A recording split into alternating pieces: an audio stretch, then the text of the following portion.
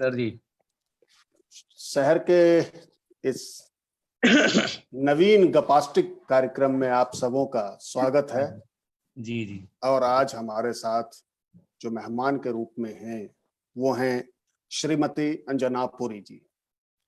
अंजना पुरी जी का जन्म 1961 में नई दिल्ली में हुई थी और उसके बाद वो 5 साल से ही शास्त्रीय संगीत में शिक्षा ग्रहण करना आरंभ कर दिया है। इन्होंने हिंदुस्तानी वोकल म्यूजिक में एमए 1984 में दिल्ली यूनिवर्सिटी से किया।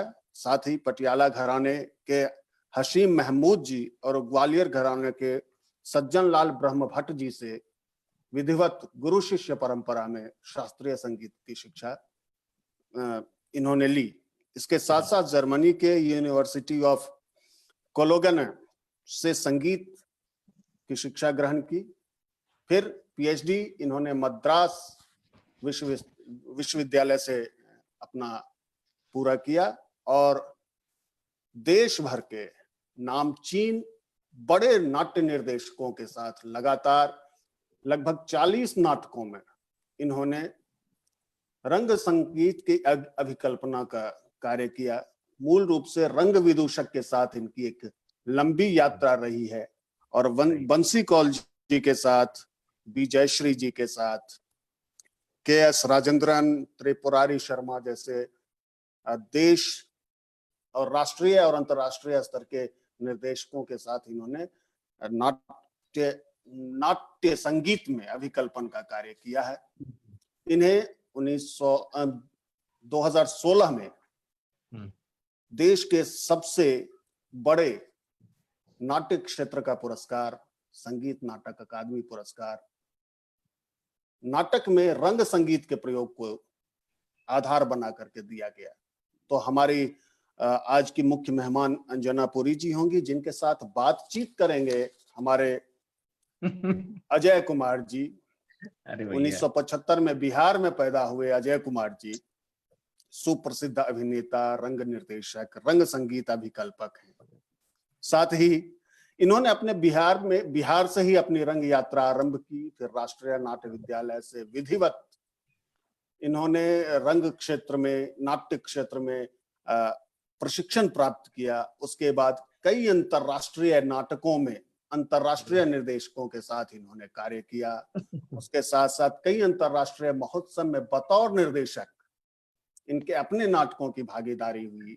बड़े भांट तो बड़े भांट बहुत ही चर्चित नाटक रहा है। 2003 में भारत रंग महोत्सव में जब इसकी प्रस्तुति हुई थी तो खूब चर्चा हुई थी उस साल इस नाटक की। और 2008 में अजय कुमार जी को पुनः नाटक में संगीत के कार्य को लेकर के ही युवा बिस्मिल्लाह खान युवा पुरस्कार संगीत नाटक अकादमी के द्वारा दिया गया। तो हमारे बीच दो महान संगीत के क्षेत्र के विभूति हैं। अजय कुमार जी आज के कार्यक्रम को होस्ट करेंगे, वो बातों को आगे बढ़ाएंगे और अंजना पुरी जी से बात करेंगे। तो अब ये मंच अजय कुमार जी के हाथ में।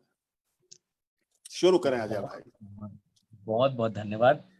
मतलब मैं ना घबरा जाता हूँ जब कोई मेरे बारे में बोलता है, तो मैं सच्चाई ये है कि मैं घबरा जाता हूँ कि ये सब कुछ जो कुछ किया हुआ है ना, अगर मैं 2 लाइनों में समअप करना चाहूंगा और बात आगे बढ़ाऊंगा, क्योंकि आज मैं नहीं हूँ, कहीं कोई और है जिसकी वजह से मैं यहाँ हूँ, जिसके कारण मैं यहाँ हूँ, और उनसे ही बात करने जा रहा हूँ, उन लोगों से बात करने जा रहा हूँ। तो बहुत मुश्किल हो जाती है ये चीजें कि आप कैसे अपने आप को सामने रखेंगे। तो सिंपल ये कहना चाहूंगा बहुत साधारण तरीके से कि मैं जो कुछ भी हूँ, देखिए मैं हर बार ये कहता आया हूँ, 2 संस्थाओं के बीच में झूलता हूँ और मैं झूल रहा हूँ और झूलूंगा और मैं जिंदगी भर रहूंगा।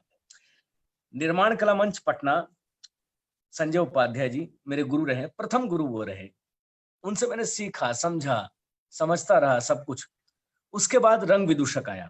रंग विदूषक और निर्माण कला मंच के बीच आज तक मैं हूं, और बीच में जो कुछ भी जिंदगी में हुआ है वो सब होता रहा है, वो आती जाती चीजें रही हैं। ये 2 संस्थाएं कहीं गई नहीं। जो कुछ सीखा पढ़ा है इन दोनों जहानों से सीखा है। मेरे आकाश और पाताल यही हैं। मैं बीच में धरती पे सिर्फ विचरित हो रहा हूँ और इन दोनों की वजह से हो रहा हूँ, और जो कुछ कर रहा हूँ वो अनुभव जो मिला था, हाँ कुछ और बढ़ रहा है, घट रहा है, जीवन में वो चल रहा है, बड़ी अच्छी बात है, कोई दिक्कत नहीं। लेकिन इन दोनों जहानों के बीच में बिल्कुल अभी भी वहीं टिका हुआ हूँ, इनसे इतर मैं जा नहीं सकता। अब आज मुझे जिनसे बात करनी है, मैं पहले ही घबराया हुआ हूँ, पहले ही बोल चुका हूँ कि भैया जिनसे मैंने सीखा है, जहाँ से मैं पैदा हुआ, जहाँ से पढ़ा, उनसे क्या सवाल कर लूँगा? लेकिन मुझे ज़िम्मेदारी दी गई है, तो मैं इस ज़िम्मेदारी को निभाऊँगा और मैं पूरी तरह से निभाने की कोशिश करूँगा। और मैं सबसे पहले अंजना दी से पहले तो आपको नमस्कार, चरण स्पर्श। आपसे जो कुछ भी मैंने डाँट सुनी, सीखा, जितने तरह के आप ये कह लो, आपने मुझे मारा नहीं, मार देती तो और अच्छा होता। शायद कुछ और सीख लेता। आ जाओ वापिस। लेकिन समझ तो ये चलता रहेगा। बहुत अच्छा है, मैं आज भी मार खाने को तैयार हूँ, कोई दिक्कत नहीं है। लेकिन मेरे सामने सिंपल एक सवाल है, एक बिल्कुल अभी भी सवाल बच्चों जैसा है। आप हमारी गुरु माता रही हैं, हम सब बंसीदा को बंसीदा कहते हैं और अंजना दी को दीदी कहते हैं। हम जब से आए, आज भी मेरी बात हो रही थी, अगर मैं ये बात बोलने से शुरू करूँ, होस्टिंग शुरू करूँ, तो ये अतिशयोक्ति नहीं होगी कि मेरी अभी से 2 घंटे पहले अंजना दी से बात हुई और मैंने ये बोला उनको कि मुझे आपकी सूरत याद नहीं रहती। तो ये एक अजीब-सी बात थी, क्योंकि जब मैंने इनको देखा भी नहीं था, जाना भी नहीं था, तो मैंने एक गाना सुना था। और वो जो गाना सुना, तो मुझे समझ में नहीं आई ये बात कि चला हंसा जहाँ पिया बसे परदेस, ये मैंने गाना सुना था। तो मुझे लगा ये आवाज़ कोई दैवीय आवाज़ है, कोई अजीब-सी एक ऐसी आवाज़ है जो शायद मैंने ज़िंदगी में कभी कानों में नहीं पड़ी थी मेरी। तो मैं जब भी उनको देखता हूँ, अब जब मैं उनसे मिला, जब रंग विदूषक गया, मेरी यात्रा जो वहाँ की रही वो बात की बात है, वो हमारी अपनी यात्रा है। तो मैं जब भी अंजना दी को याद करता हूँ, मुझे वो याद नहीं आती, उनका चेहरा याद नहीं आता। मुझे पहले अंजना दी का वो कान में ना वो गाना पड़ता है, सुर याद आता है और मुझे चला हंसा याद आता है। उसके बाद मुझे उनकी सूरत याद आती है। ये कमाल की अभिव्यक्ति है, आप इसको अतिशयोक्ति कह सकते हैं कि मुझे उनको याद करने के लिए पहले उनकी आवाज़ याद करनी पड़ती है, फिर मैं उनकी सूरत याद कर पाता हूँ और मैं दोनों को चरण स्पर्श करता हूँ। दीदी मुझे माफ़ करिएगा, मैं क्या बोल रहा हूँ? बिल्कुल। लेकिन ये मैं बोल गया। तो अगर हम शुरुआत करें, कितने सारे सवाल हैं, क्या सवाल है, नहीं सवाल है, वो सब मैं बाद में बोलूँगा, बहुत सारे सवाल तो मेरे भी नहीं हैं। लेकिन अगर हंसा चले, यहाँ से हम शुरुआत करें और मैं वापस बच्चा बन जाऊँ और चरणों में गिर करके ज़बरदस्ती आपसे करूँ और बोलूँ कि हंसा से शुरू करते हैं। एक बार वो आवाज़ फिर से, आपको देख तो रहा हूँ मैं, कोई दिक्कत नहीं है, लेकिन मैं आपको सुनना चाहता हूँ, देख तो लूँगा ही और देखता रहा हूँ और सब लोग आपको सुनना चाहते हैं। एक बार हंसा चले जहाँ पिया बसे परदेस, वहाँ से अगर शुरू करें, तो फिर मैं अपनी बात कह सकता हूँ। आपको अगर लगे तो आप करिएगा, नहीं तो मुझे माफ़ करिएगा, मुझे फिर से गालियाँ दीजिए, थप्पड़ मारिए। मैं उपलब्ध हूँ नहीं यहाँ। बहुत मैं अगर गा सकती हूँ तो मैं गा लूँगी, उसमें कोई नहीं है। लेकिन तक मैं पूरा नहीं गाऊँगी।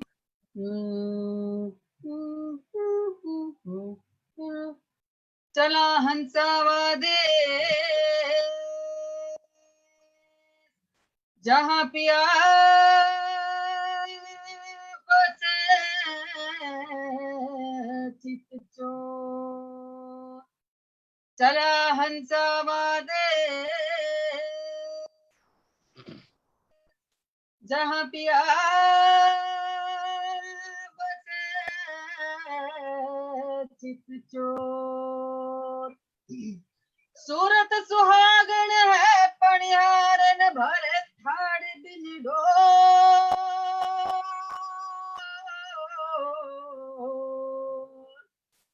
चला हंसावा दे चला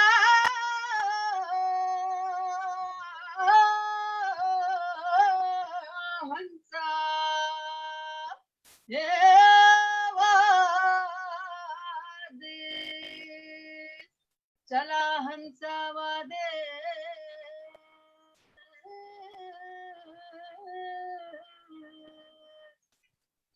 बाप रे बाप।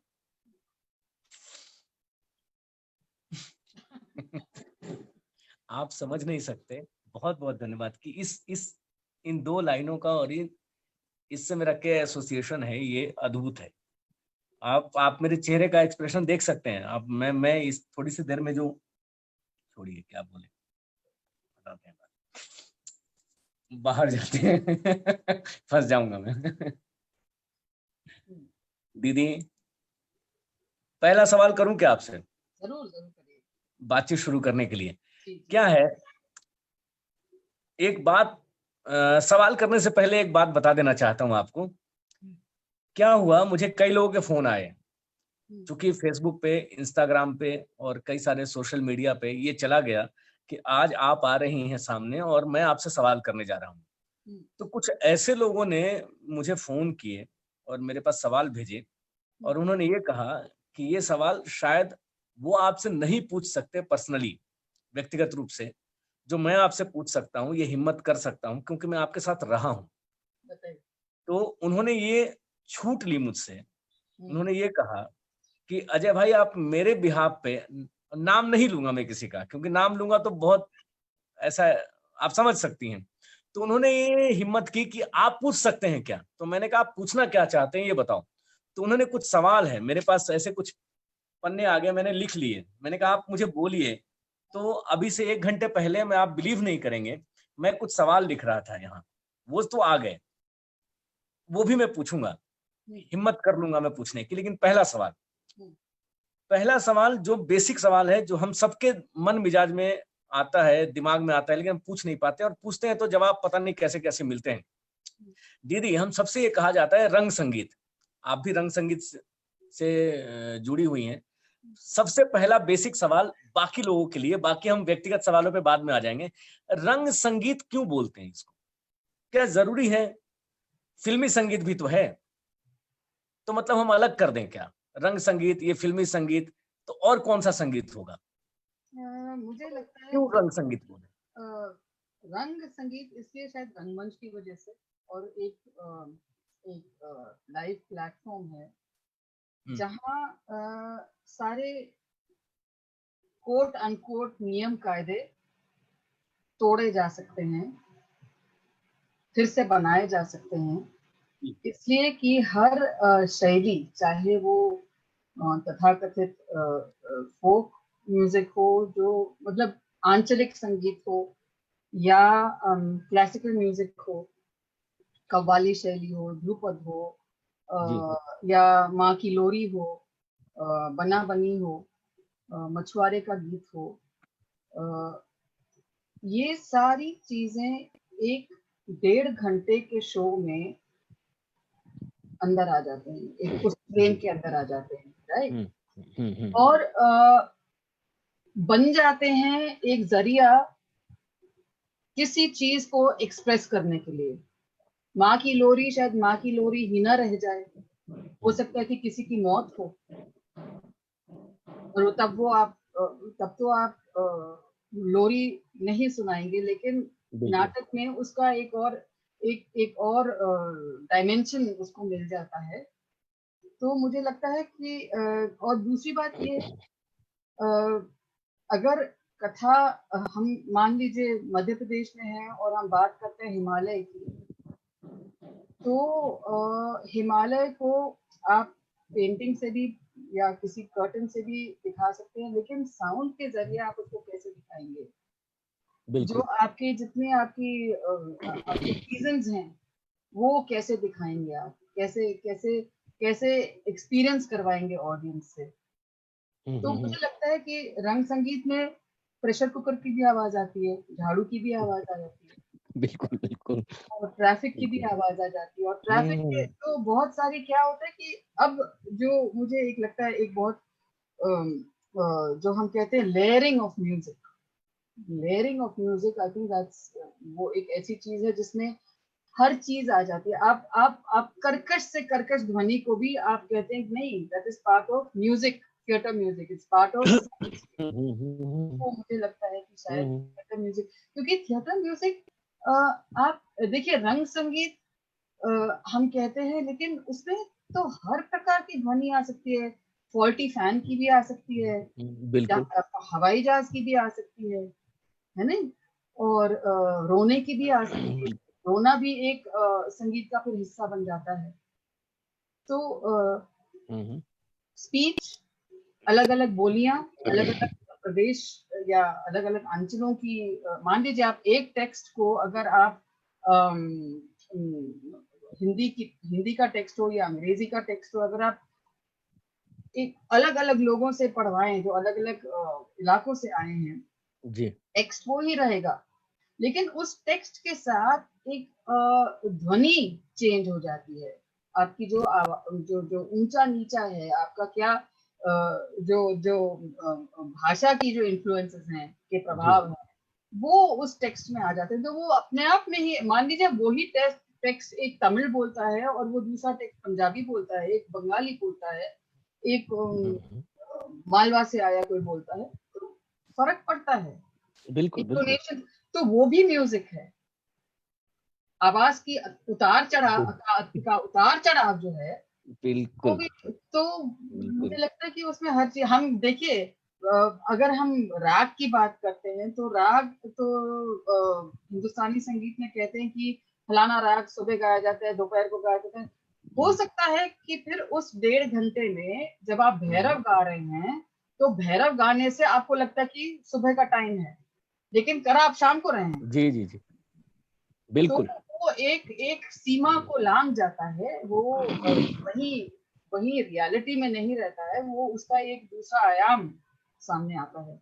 ये आपने बहुत कमाल की बात कही, मैं इससे बिल्कुल सहमत हूं कि जैसे आपने कहा कि सुबह का राग सुबह को गाया जाता है, लेकिन अगर एक नाटक हम कर रहे हैं शाम को और उसमें सुबह का दृश्य है और सुबह का राग गाया जा रहा है, तो दर्शकों को हम सुबह में ले जाते हैं।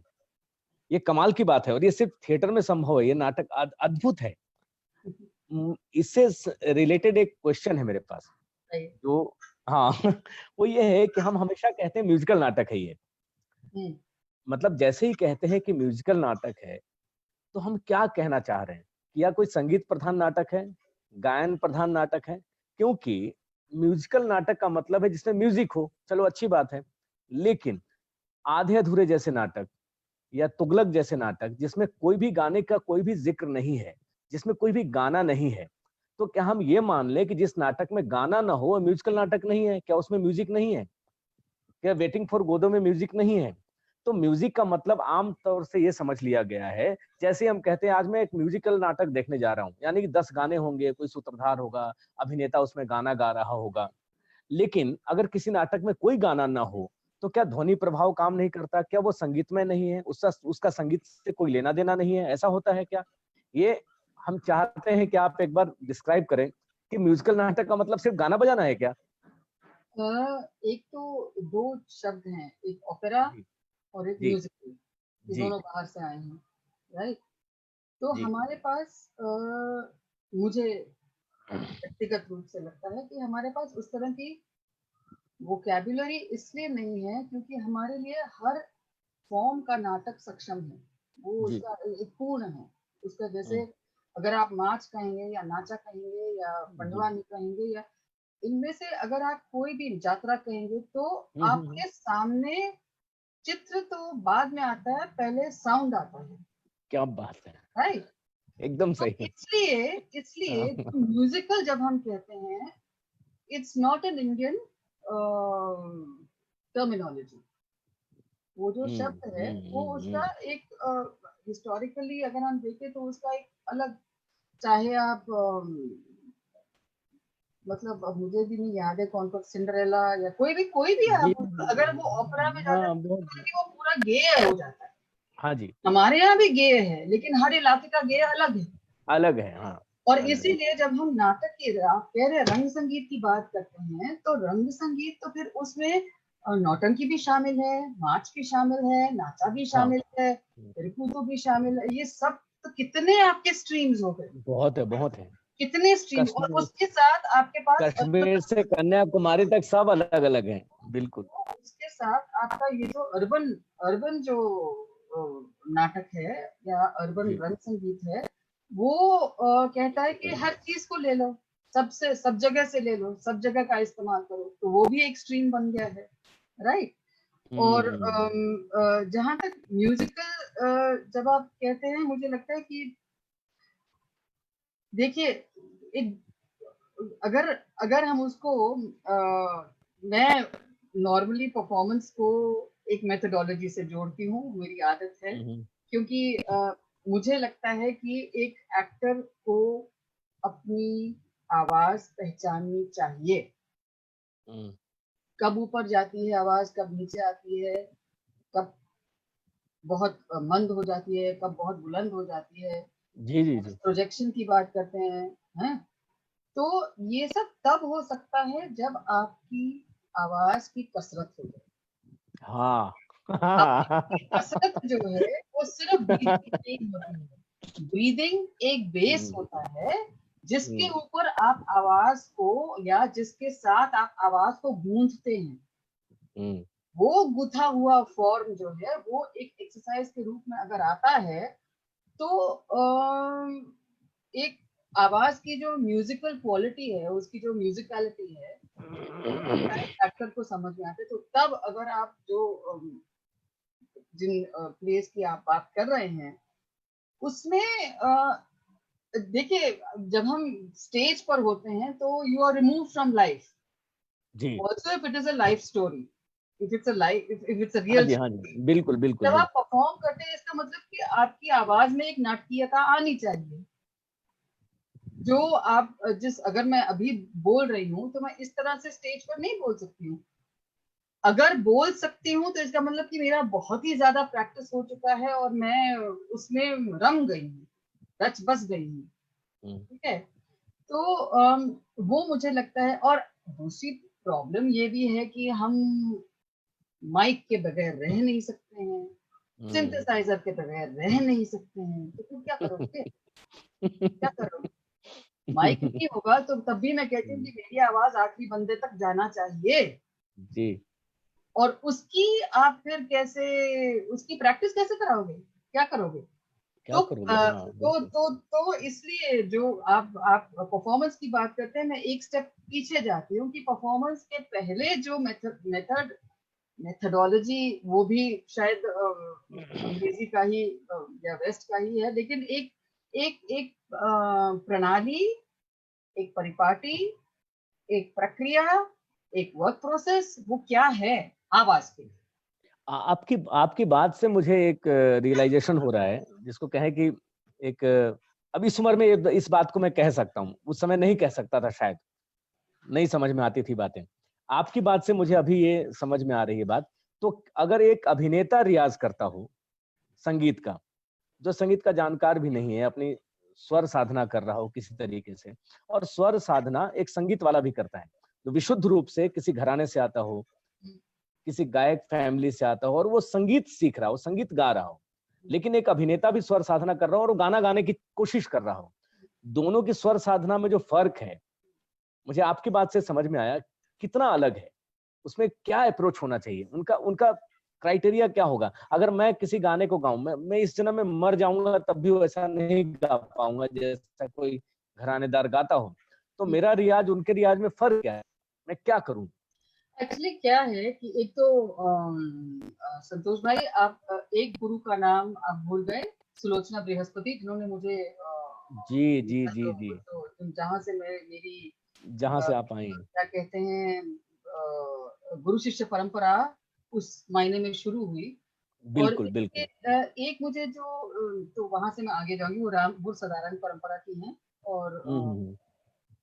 फैंटास्टिक टीचर, फैंटास्टिक परफॉर्मर, और उन्होंने जितना मुझे दिया, मुझे नहीं मालूम उतना मैं ग्रहण कर पाई कि नहीं, लेकिन मेरे लिए वो एक ऐसा मटेरियल है जो आज तक मेरे भानुभूति के पिटारे में है, और जहां जाती हूँ उसको मैं इस्तेमाल करती हूँ, उसको क्या तोड़ती बात है, हूँ, क्या बात है। मरोड़ती हूँ, उसका जी जी वो मेरे लिए बिल्डिंग ब्लॉक बनता है। हाँ जी। तो जहां तक रियाज का सवाल है, देखिए प्रॉब्लम कहाँ है। हम अगर किसी भी संस्था में जाते हैं पढ़ाने के लिए, हम्म एक तो तरीका म्यूजिक सिखाने का सबका अलग है। कहीं गीत है, कहीं वाद्य है, कहीं बोलना है, कहीं ब्रीदिंग है, ये सारी चीजें इकट्ठा होती हैं। और जहां तक मेरा सवाल है, मुझे लगता है कि सिर्फ गीत रियाज नहीं करवा सकता है। गीत को यदि हम तोड़े, हर गीत के हर पंक्ति को, हर पंक्ति की धुन को, हर म्यूजिकल फ्रेज को अगर हम उसको एक एक्सरसाइज बनाते हैं तो शायद हम, जैसे मान लीजिए यही जो मैंने गाया, चला हंसावा दे ए, ए, ए,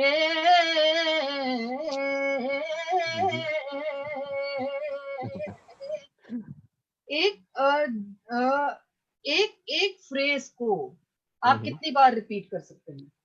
बिल्कुल सही।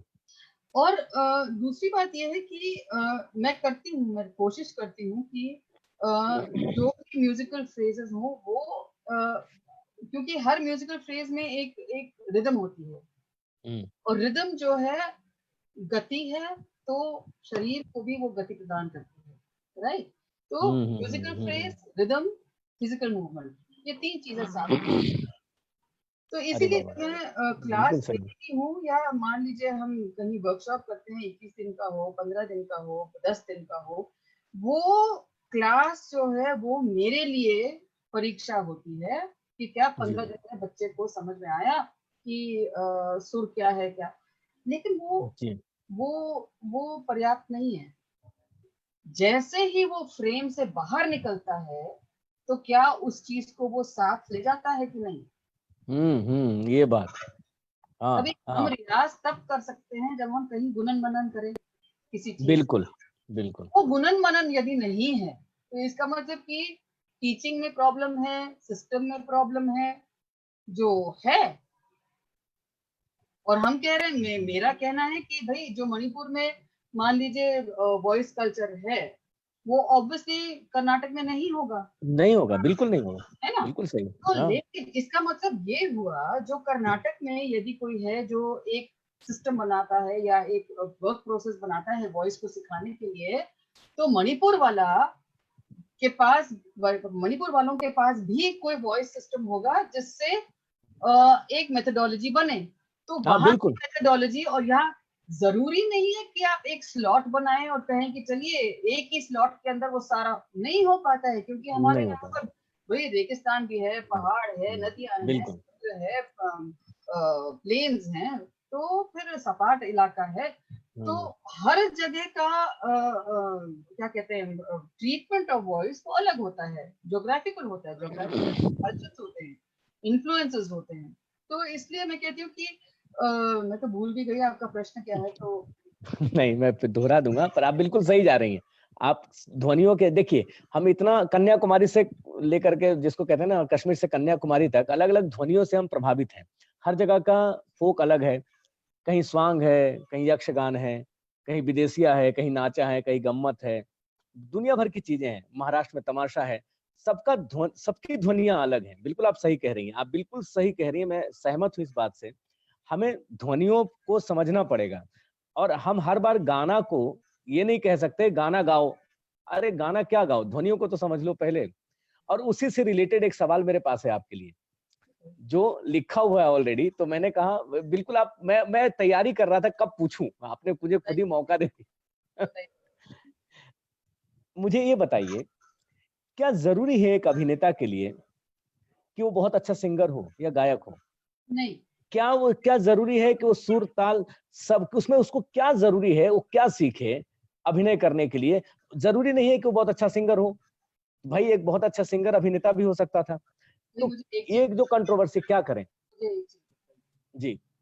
एक आदमी जो अखाड़े में कसरत करता है, मिट्टी जी है, वो कसरत करता है, वो चलता है आपके सामने, ठीक है? और एक बंदा जो जिम में करता है, अखाड़े वाले इसमें वहां अकड़न नहीं है। जिम से जब आप निकलते तो आप यूं हो जाते हो, आपके मसल्स अकड़ जाते हैं, ठीक है? तो हम ये कह रहे हैं कि एक अभिनेता को, जिस तरह से हम कहते हैं कि एक अभिनेता को अपने शरीर की पहचान होनी चाहिए, तो फिर मुझे बताइए कि शरीर के अंदर ही आवाज है, जी। फिर हाँ जी। आवाज से क्यों नहीं पहचान बनानी चाहिए? अगर नहीं हम तो उस कहते अगर हम कहते हैं कि हम योग करेंगे, हम जिम जाएंगे, हम छाऊ करेंगे, हम मूवमेंट हम्म, मॉडर्न मूवमेंट करेंगे, कंटेम्प्रेरी डांस करेंगे, तो अगर चार चीज आपके शरीर के लिए है, फिजिकल बॉडी के लिए है, हम्म, इन चार चीजों को मद्देनजर रखते हुए आपने आवाज के लिए कितना किया है? हम्म। समझ रहे हैं बात को? तो मैं समझ रहा हूँ, क्योंकि वही मैं इसका सोचने की कोशिश कर रहा हूँ इसका कि अगर मतलब मैं मान लीजिए वो गाना गाता हो, मान लीजिए कोई एक्टर गाना, हो देखिए और वो गाना, गाना एक गाता हो, एक अभिनेता को कोई, अलग बात हो गई, देखिए सवैया नहीं बना रहे, नहीं बना सकते। सवैया नहीं बना रहे, लेकिन हम ये कह रहे हैं कि एक अभिनेता को अपनी आवाज, अब एक अभिनेता अपनी आवाज क्यों नहीं पहचान पाता है? हाँ इसका मतलब कि जो कसरत हम अपने शरीर के लिए करते हैं, एक कसरत ऐसी होनी चाहिए जो आवाज के लिए हो। हाँ जी, हाँ जी, बिल्कुल बिल्कुल। वहां पर एक म्यूजिकल फ्रेज अगर हम लेते हैं, कहते हैं कि देखिए, जैसे क्लासिकल म्यूजिक में हमें सिखाया जाता था कि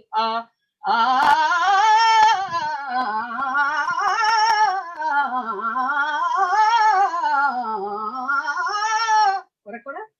आ हम्म, हम्म, दो बार हुआ। दो बार हुआ।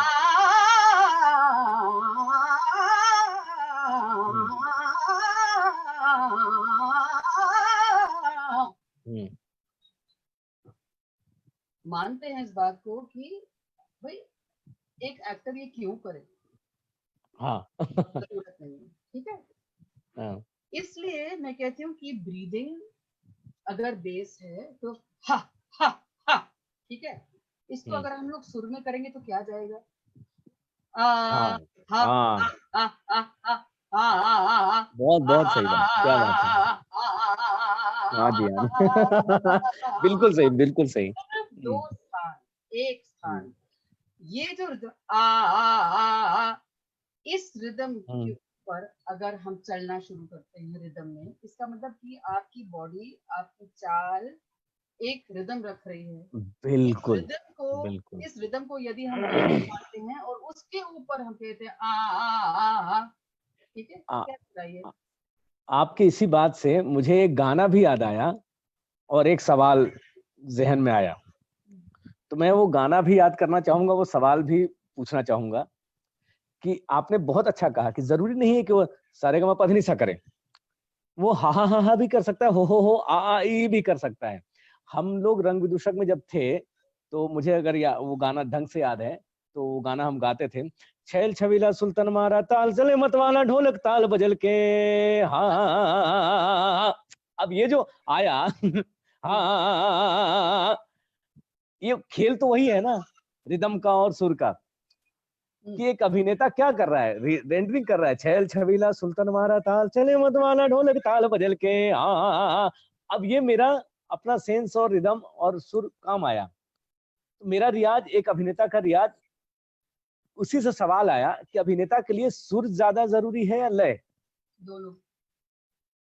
उसका कैसे तालमेल बिठाएंगे हम लय। अगर अगर हम देखिए, मान लो बहुत अच्छा नहीं गाते हो, कोई नहीं गाता हो, अगर तो हमारे क्या पास करें? एक्सरसाइज है जी तो उसे उस एक्सरसाइज को परफॉर्मेटिव बनाना पड़ेगा, मतलब जी जी कि जी बैठकर गाने का कोई मतलब, शुरू में जब मैं रंग दूषक जब मैंने ज्वाइन किया था तो दादा कहते थे कि भाई जी।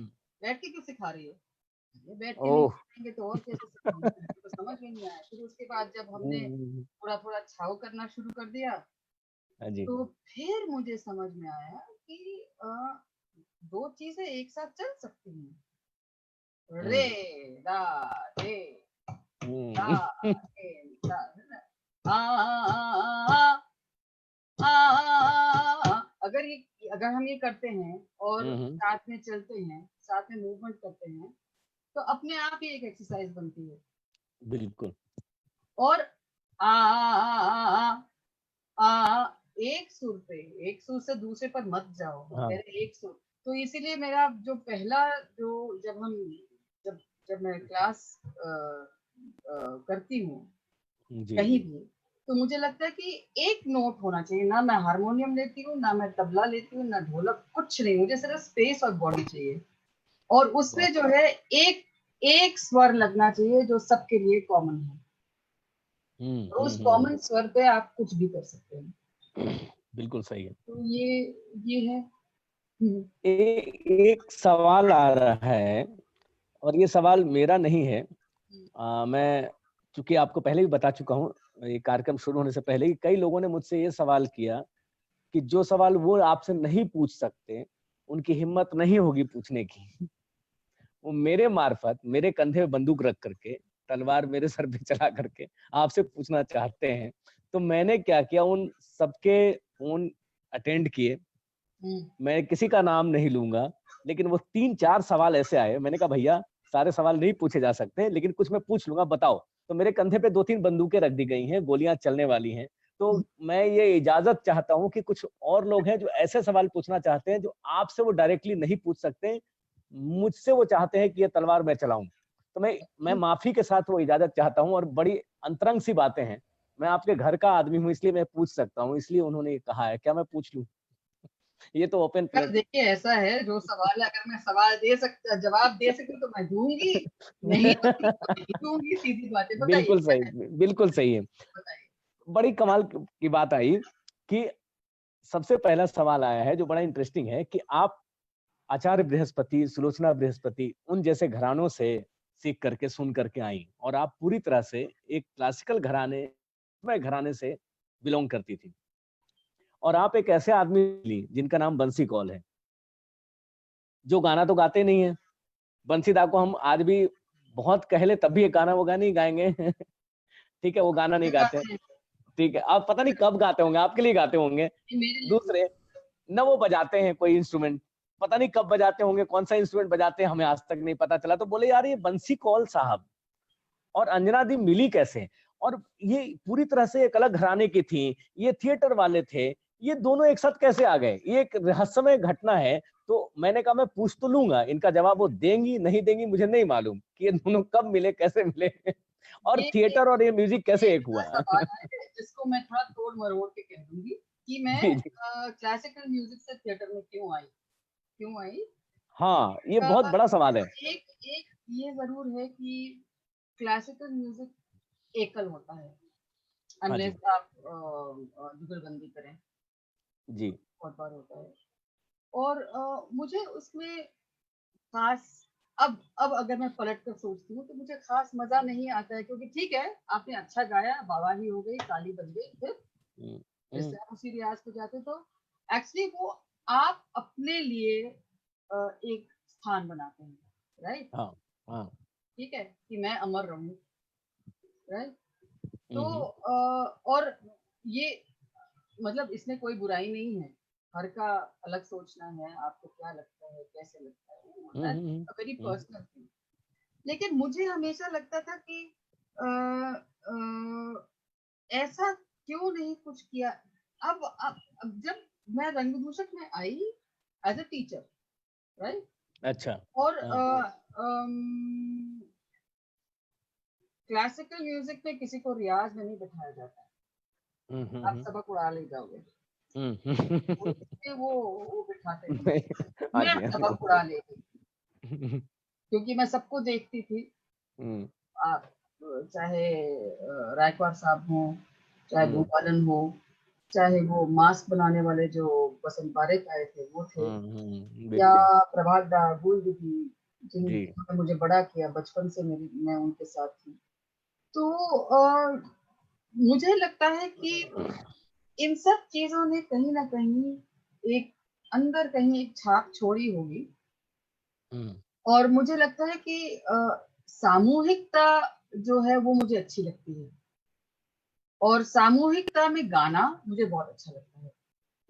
मैं थोड़ी सी बात मेरी समझ में आई नहीं, या मैं ये कहूँ कि शायद अनुभव नहीं है इसलिए मैं ये समझ नहीं पाया। क्लासिकल घराना जब रियाज होता है या कुछ भी होता है एकदम एकल है, आप समझ सकते हैं इस बात को कि हम अकेले बैठ के 4 घंटे रियाज कर सकते हैं, 2 घंटे रियाज कर सकते हैं। आप सामूहिकता की बात कर रही हैं, तो हम थिएटर में सामूहिक रियाज करते हैं या जो करते हैं, इसमें क्या क्या हो जाएगा? मतलब हम सामूहिक हैं, बड़े अच्छे बात है, 10 लोग हैं, 20 लोग हैं, जरूरी नहीं है सबकी सेंसिबिलिटी उतनी हो।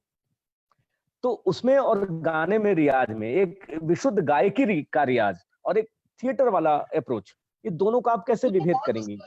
बहुत कॉन्फ्लिक्ट लगा, बहुत जी कॉन्फ्लिक्ट लगा जब मैं आई और मैंने वही वही मुझे हारमोनियम आज तक नहीं बजाना आया, मुझे नहीं बजाना आता है, क्योंकि जी हमें जी जी। कहा गया था कि भाई तुम तानपुरे पर करो, तानपुरे पर करो, उसमें हाँ, कान में बजना चाहिए, या बिल्कुल ये कान है? कान की विद्या है। हाँ। तो हारमोनियम मैंने कभी सीखा नहीं, कभी था नहीं, और कभी मुझे नहीं लगा कि उसकी जरूरत है। हाँ, नहीं नहीं, कोई और जरूरत नहीं, जब बिल्कुल मैं बिल्कुल। रणविदूषक में आई तब हारमोनियम था, हम्म मैंने बजाया, एक सुर हम्म बजाया, हम्म। 2 सुर बजाया, उससे ज्यादा उससे आगे मैं गई नहीं। तो जब हमने सारेगामापधनिसा शुरू किया, मुझे लगा कि सारेगामापधनिसा भी तो एक किसी का हाथ उठा करके हमको क्लासिकल म्यूजिक नहीं करना। हम्म अब मुझे लगा कि यार क्लासिकल म्यूजिक तो ये है नहीं, ये सिर्फ हम्म, सरगम है, और सरगम तो किसी चीज में भी जा सकती है। जी। लेकिन हम्म उसके बाद फिर मैंने अपना जो नजरिया बदला, अपना तरीका बदला, और फिर देखा। हम्म तो मैं वही कहती, जब मैं आई एज अ टीचर, हम्म, तो और मैंने देखा कि भाई रियाज तो मैं, मतलब मैंने मैंने सीखा, मैं सीख कर आई थी क्लासिकल जी म्यूजिक, जी जी जी, बिल्कुल बिल्कुल। लेकिन मुझे थिएटर में आके उसे अनसीखा करना पड़ा। ओ, ये कमाल की बात कही आपने, बिल्कुल सही। जो आपके पास अगर मैंने कुछ बनाया है तो उसको तोड़कर दोबारा दोबारा बनाना आता हाँ आना हाँ चाहिए, हाँ ये जरूरी है। और हिम्मत रखनी चाहिए, क्योंकि हमें हम्म बहुत जल्दी अपनी कृति से आपका मोह हो जाता है।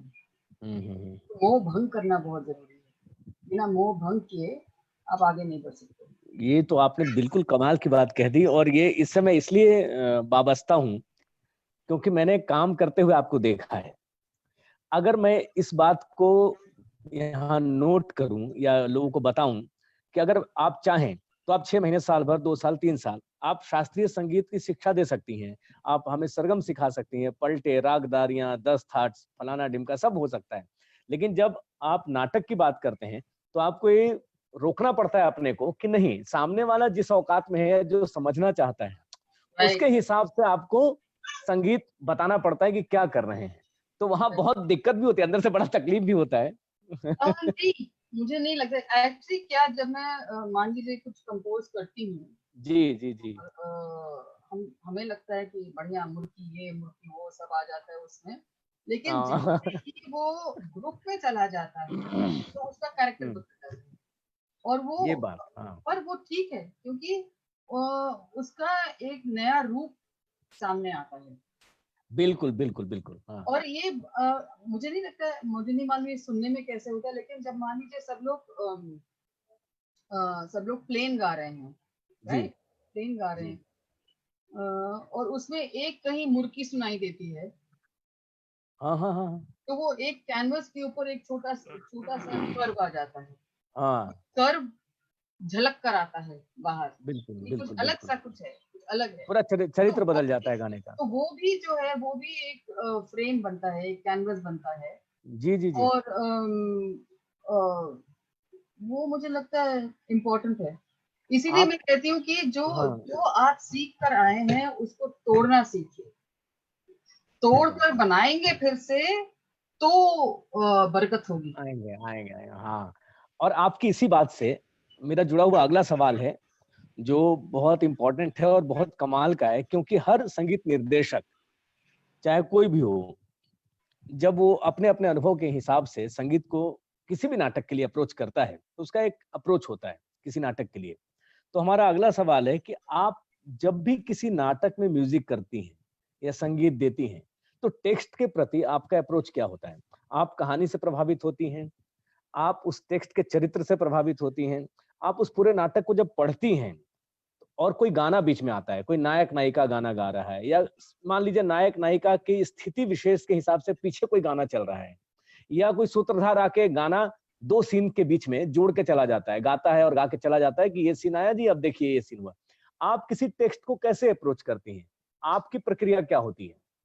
मुझे आप एक नाटक को अ, कैसे जोड़ती हैं? मुझे एक तो पहले जब मैंने सबसे पहले नैना चाहिए का म्यूजिक किया था, जी। तब रागों में फंसी हुई पड़ी थी मैं, क्योंकि नया हुँ। नया मामला था। और जो राग थे उनमें मैंने उसको आधार मान के कुछ ऐसे थे, जैसे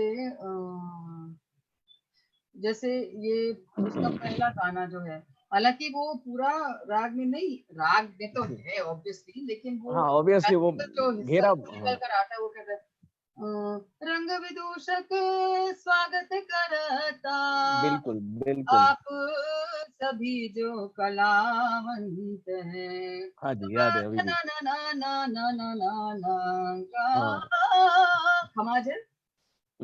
तो हुँ। फिर ना ना ना ना आप सभी जो कलावंत हैं, जीवन के हुँ। अनमोल क्षणों का हाँ। कभी ग्रीष्म और कभी बसंत है, कितना खोया कितना पाया, कितना हाँ। पाया, अरे कितना बाप रे! खोया कितना पाया, ना कोई हाँ। इसका आदि अंत है। यहाँ तक हुआ। हुँ, हुँ। बादर ने भी हाँ, ये क्या मील लगा पूरा। ये जो हिस्सा है ये अमला है, हाँ, क्योंकि बादल हाँ, की बात हो रही थी, तो मुझे लगा हाँ, कि वो बदल गया, पूरा पूरा राग बदल गया। हाँ, इतना जो है हिस्सा, इसको तोड़ो हाँ। तोड़ो। बादल ने बिजुरी को खोया, अरे!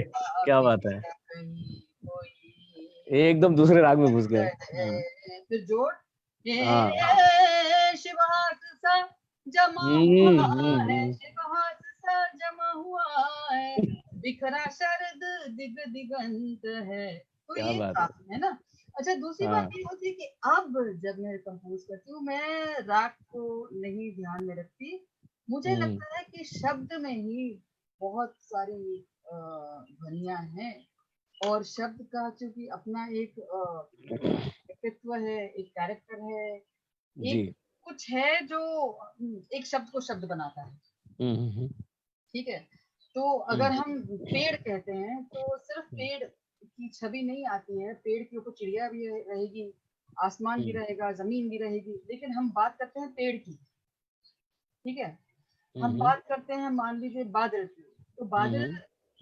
बादल सिर्फ बादल नहीं होगा, बादल हाँ जी। आसमान में होगा, और बादल के अलग अलग आकार होंगे, नीला हाँ, होगा, हाँ, हाँ, बिल्कुल, बिल्कुल, सफेद बिल्कुल। होगा, स्लेटी होगा, अलग अलग रंग होंगे। तो इसलिए मैं कहती हूँ कि एक जैसे झूला है, झूला झूला हुँ, स्थिर नहीं हुँ। होता है, हाँ, कहीं ना बिल्कुल। मूवमेंट होता है। तो इसका मतलब हाँ, अगर झूला शब्द जो है, अगर मान लीजिए किसी बंदिश में आता है, तो क्या झूले को आप जी। सपाट कहोगे कि उसको थोड़ा झुला कर ले जाओगे? हाँ, ये बिल्कुल। तो ये मेरे लिए अब मायना रखता है। एक बात जो सामने आती है, थोड़ा-सा कंट्रोवर्शियल है, मेरे लिए भी, आपके लिए भी है। क्या बोलूं? लेकिन चूँकि पूछने की ज़िम्मेदारी दी गई है, तो मैं पूछ लेता हूँ। उसकी थोड़ी-सी छूट ले लेता हूँ। हम्म, आपने बहुत सारा काम किया और सबसे ज़्यादा काम आपने बंसीदा के साथ किया। आप हम्म, बंसीदा के साथ जुड़ी। रंग विदूषक और बंसीदा और अंजना दी, ये 3 नाम अलग नहीं किए जा सकते, ये सत्य है। एक ही पर्याय हैं, तीनों एक नाम के, एक ही ग्रुप के, या एक एक आत्मा कह लीजिए, शरीर अलग-अलग है। क्या आपको कभी ऐसा महसूस हुआ या आपको लगा कि आपने बाहर ज़्यादा काम क्यों नहीं किया? या आप नहीं चाहती थी, या आपको लगा कि यार क्या क्या करूँ क्या मैं बाहर जाके? मैं रंग विदूषक से अलग भी बहुत सारा काम कर सकती थी। आपने किया भी है, मुझे मालूम है, मैं उन कामों से परिचित हूँ। लेकिन आपने कभी अप्रोच नहीं किया अपने को, आप बाहर नहीं गईं। आप 75 चीज़ें ऐसी कर सकती थी, जो आप वहाँ से अलग होके कर सकती थी, तो क्यों नहीं किया? एक बार हुआ भी था जब हमने पहली बार शायद बॉम्बे में शो किया था तुक्के का। जी, जी। तो जयदेव हटंगड़ी थे वहां पर, तो हाँ उन्होंने जी। मुझसे कहा था गाओगी गाना? मैंने कहा नहीं, मैं नहीं गाऊंगी, क्योंकि मन नहीं है। अच्छा। मुझे लगता है कि जितना मुझे थिएटर में मिला है, और हुँ, खासकर हुँ। रंग में, क्योंकि ये आपके पास एक ये अखाड़ा है, हाँ जी, ये अखाड़ा है, हाँ जी, और हाँ जी। अखाड़े में आप हम कहते हैं ना कि जब हम निकलते तो अखाड़े की मिट्टी अखाड़े में ही रह जाएगी, तो मैं कहाँ जाऊंगी? हाँ, आऊंगी तो वापस ही वहीं पर ना। तो सही वही है। मैंने किया है, मैंने अलग अलग जगहों में जाके, चाहे वो चेन्नई हो, चाहे वो बैंगलोर हो, चाहे वो गुजरात हो, अहमदाबाद हो, तो सब जगह काम करके मैं वही वापस आई।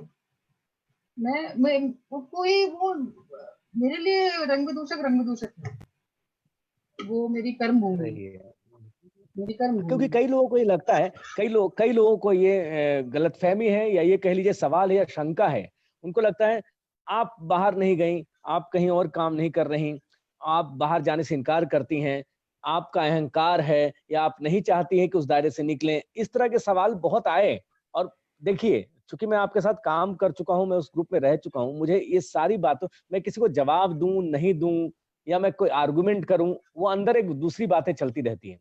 आप क्यों नहीं गई, ये आपका व्यक्तिगत मसला था, आप क्यों नहीं करना चाहती, तो ये ठीक है, लोग पूछना चाहते हैं, नहीं, क्यों नहीं इसलिए मैंने ये सवाल पूछना? पूछ लिया आपसे ना ना ना, कि चलो बिल्कुल एक बार नहीं। और पूछते हैं। इसलिए क्योंकि शायद मुझ में वो उस तरह का एम्बिशन भी नहीं है भाई। जी। ऐसा एक, अगर आपको लगता है कि आपको अपनी ख्याति प्राप्त करनी है और आपको दिखना है, why not, you're a performer, you have all the rights. तो मुझे कोई उसमें वो नहीं। और मैं, अगर कोई अगला बंदा कहेगा अजय तुम बहुत ऊपर गए हो, कहाँ हो तुम? ये आया, अरे नहीं नहीं, हिल गया, आया क्या? हाँ, तो मैं हाँ ये कह सही। रही थी कि उसमें मुझे कोई उसमें क्यों आपत्ति होगी, मैं कहती हूँ। लेकिन जहां तक मेरा सवाल है, मुझे लगता है कि मुझे इसमें सब कुछ मिल गया है। जी। मैं परफॉर्म भी करती हूँ, एकल ना करती हूँ, लेकिन फिर भी हम्म। मेरी आवाज है। और वो देखिए, आई थिंक मुझे सबसे ज्यादा तृप्ति किसमें मिली है, तृप्ति हुई किसमें है, कि मैं सिखा पाई हूँ, अपने हिसाब से सिखा पाई हूँ, अपनी मैंने तरीका अपनाया है। और वो मुझे, जब मैं म्यूजिक में थी शुरू में, तो मुझे लगता था कि भाई आवाज पलटा कैसे खाएगी, अरे बाप आवाज गुलाटी कैसे रे। खाएगी, तो आवाज ऊंचा नीचा कैसे जाएगी, समझ गया। आवाज जी जी, आवाज बिल्कुल। क्या कहते हैं उसको, काटपीट खा सकती है क्या? नहीं खा सकती, नहीं खा सकती। हाँ, नहीं नहीं लेकिन सही। आपको फिर कुछ कुछ अपने को भी थोड़ा धक्का तो देना पड़ेगा ना। अब हाँ अपना हाँ। सहला कर बैठा दीजिएगा कि हाय बेचारी ना जा पा रही है, हाय बेचारी क्या देखो, ये ऐसा नहीं होता है। आप, जो मुझे लगा as a performer, as a teacher and as a artist, मुझे लगता है जी कि जी। जब तक आप खुद को लात नहीं जमाएंगे, आपका काम नहीं होगा। मैं सच बताऊं आपको, आपने जब नैन नचे का वो गाना गाया कि आप सभी जो कलावंत हैं, है ना, रंग विदूषक स्वागत करता, मैं इस गाने का मुखड़ा तो गा लेता था, अंतरा मैं कभी, जब तक मैं रंग विदूषक में रहा, कभी सही नहीं गा पाया। इसके लिए जितनी गालियां सुननी थी मैंने सुनी। जितना डांट खाना था मैंने सुना, क्योंकि उस उम्र में वो मेरे को एहसास नहीं था, मुझे पता नहीं था कैसे करते हैं, मुझे रियाज करने की समझ नहीं थी, मुझे ये समझ नहीं थी कि वो गाना अगर वो अंतरा बदल जाता है, एक राग से दूसरे राग में चले जाते हैं, बादल की बात आती है, बादल चली जाती है। मैं सच बताऊं, मैं आज ये स्वीकार करना चाहता हूं कि मैं कई बार इरिटेट होता था, मैं फ्रस्ट्रेटेड होता था। मुझे लगता था ये क्या है, ये क्या बदतमीजी है, क्या बदमाशी है, ये क्या बकवास है, मैं कर ही नहीं पा रहा हूँ, जबरदस्ती कह रही है कर लो। अरे कैसे कर ले भाई, क्या कर ले? मुझे कुछ समझ में नहीं आता था। उसी उसी कौन से प्ले में था जो तुम पाइचाज करते रहते थे, इसी में था? ये नहीं, ये एक और प्ले था उसमें भी, और कन्हैया का एक प्ले था, पता नहीं क्या, जिसमें ना, बच्चा बनता था मैं। मुझे नहीं याद, इतने मुझे साल हो गए तुमको याद है उस वक्त राजू भी था, आप हाँ थे, हाँ हाँ, थोड़ा विवेक भी था। सा, हाँ हाँ, और हाँ ये जायसवाल भी था। तो तुम हाँ सब इकट्ठे थे, और उसमें तुम कहते थे कि पाइचाज पाइचाज, कौन सा था वो, पता नहीं हाँ कौन। हाँ हाँ, वो बच्चे वाला वो कुछ तो था, मुझे, मैं भी बड़ा कंफ्यूज हो रहा हूँ, मैं लेकिन गलती उसमें ये, करूंगा, ना ना ना ना, कुछ तो था, एनीवे। लेकिन हाँ कोई बात नहीं। लेकिन मैं ये पूछना, इसी इसी बात से मेरा एक सवाल आया कि मेरा ये फ्रस्ट्रेशन उस समय जब आप बता रही थी मुझे, और मुझे कुछ समझ में नहीं, मैं सच बता रहा हूँ, मुझे कुछ समझ में नहीं आता था, अब जाके समझ में आता है उस समय क्या समझाया जा रहा था।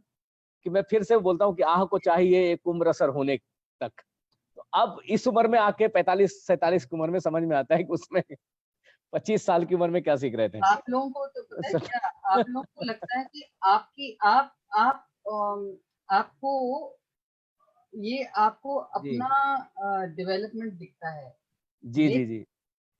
तुम लोगों ने जितना मुझे सिखाया है वो अरे आज बाप रे। मुझे पता लगता है। क्योंकि नहीं, मैं सच कह रही हूँ, इसलिए कह रही हूँ कि गलती ये होती है कि हम एक क्लास के अंदर जाते हैं as a teacher, no, you जी गो एज अ जी स्टूडेंट, बिकॉज द जी। Student will teach you how to teach. Oh, सही है। ये तो बिल्कुल इसीलिए सही हमें है। तो आज अगर मैं देखती हूँ तो शायद उस वक्त मैं शायद समझा भी नहीं पाती थी कि मैं क्या करना चाहती हूँ। आज जब मैं उसको देखती हूँ तो मैं शायद अब मेरा जो उसको एनालाइज करने का तरीका, उसको हम्म। कंसीव करने का तरीका, उसको कम्युनिकेट करने का तरीका, जी वो जी जी। शायद बदल गया है इन मुझे एक एक बात याद आती है उस कहानी को कहने के बाद, मतलब उस बात को कहने के बाद, कहानी तो इसलिए कह रहा हूँ कि मेरे पिताजी और मेरे पिताजी की बात है, उससे आपकी बात जुड़ी हुई है। उसके बाद मैं एक सवाल करना चाहूंगा, वो सवाल मैं करूंगा। क्या है, मैं आज तक तैरना नहीं सीख पाया, मुझे आज भी स्विमिंग नहीं आती। ठीक है। तो मेरे पिताजी मुझे गांव में जब रहता था, गया में, परैया में, तो नदी के किनारे ले जाते थे और कई बार उन्होंने मुझे नदी में धक्का दिया, मेरे पिताजी ने, और मैं हर बार डर के मारे नहीं गया। तो मुझे आज भी याद है, मेरे पिताजी ने पहला तमाचा जो मुझे मारा था, पहला थप्पड़, जोर से, और इतना जोर से मारा मेरे पीठ पे कि 5 उंगलियां छपी थी और 2 दिन तक उसका निशान नहीं गया था। और उन्होंने मुझे बोला कि तू जा, मैं हूं ना तेरे साथ खड़ा हूं ना, तू तैरता क्यों नहीं, और ऐसा करके थप्पड़ मारा मेरे को, और 5 उंगलियां छपी मेरे पीठ पे, और मैं नहीं गया। शायद उस दिन अगर उस पानी में कूद गया होता तो मेरे बाप खड़े थे और मैं तैरना सीख जाता। तो हम कई बार इतना डर जाते हैं, हम विश्वास नहीं कर पाते। और आज मुझे याद आता है तो समझ में आता है कि मेरे पिताजी बिल्कुल सही थे, उन्होंने 5 उंगलियां जो छापी थी ना, बिल्कुल सही छापी थी।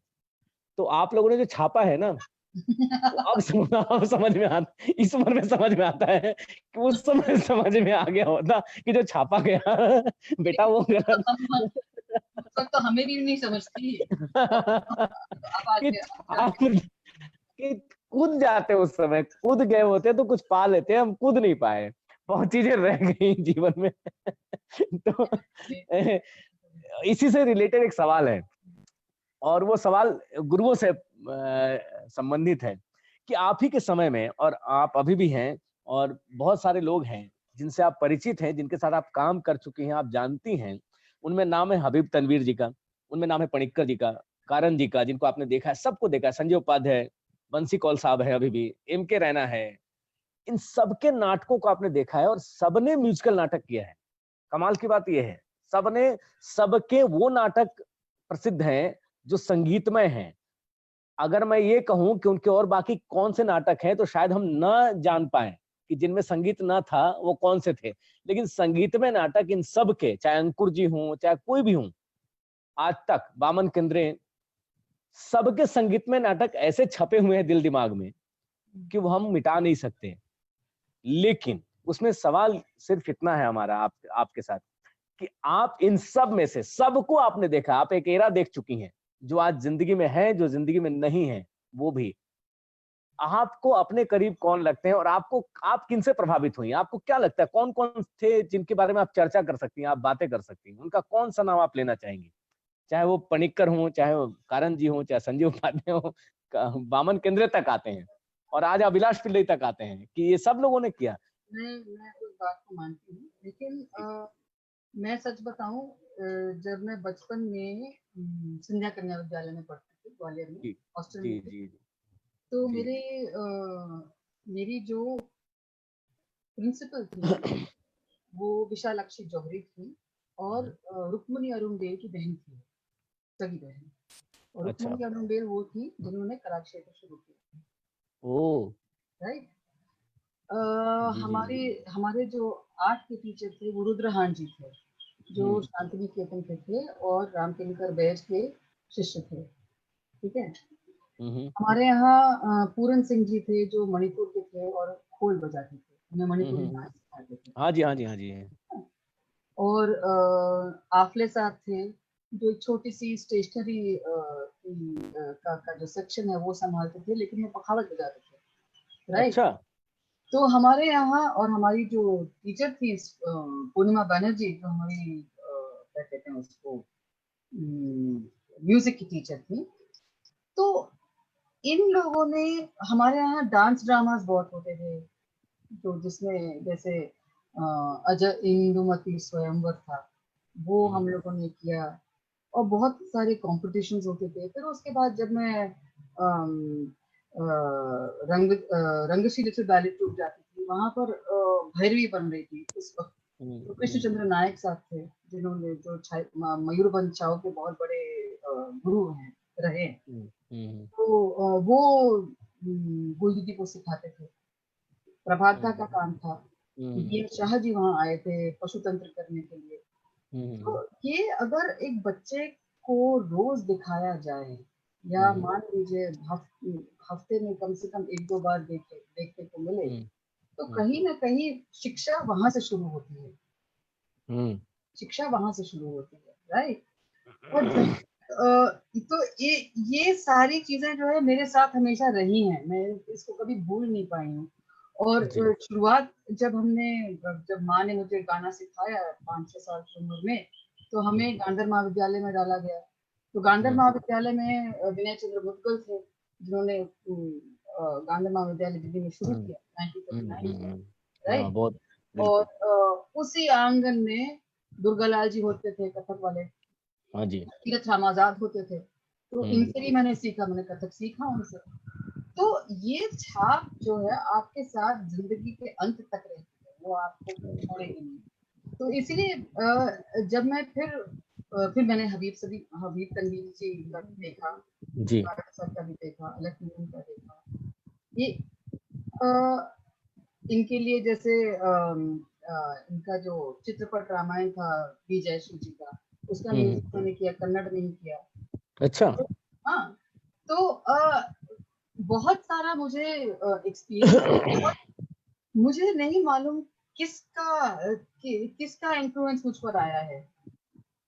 ये जरूर है, जितना मैंने संजो कर रखा था बटोरा, वो रंग विदूषक में उस पिटारे को खोल पाई। क्या बात है। और उस पिटारे में जो मुझे मेरे पास था, उसको तोड़ मरोड़ कर कुछ बनाया, फिर तोड़ा, फिर बनाया, फिर तोड़ा, फिर लगा कि नहीं ये ऐसा नहीं होना चाहिए, ये वैसा होना। तो ये सारी चीजें, तो इसलिए अगर आप मुझसे कहेंगे किसने मुझे इन्फ्लुएंस किया, आई डोंट नो। अच्छा, सही है। हाँ ठीक है, हाँ बिल्कुल बिल्कुल। काम करने का तरीका मुझे बहुत अच्छा लगा।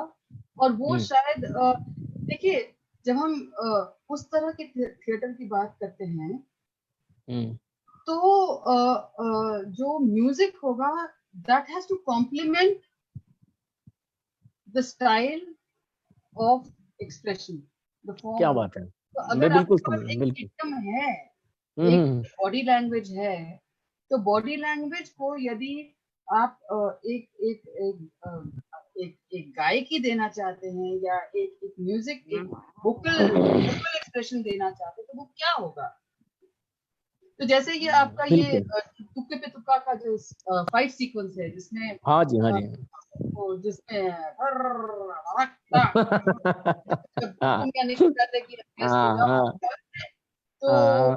तो ला ला ला ला ला को लात घूसा मार, इसमें कुछ नहीं था।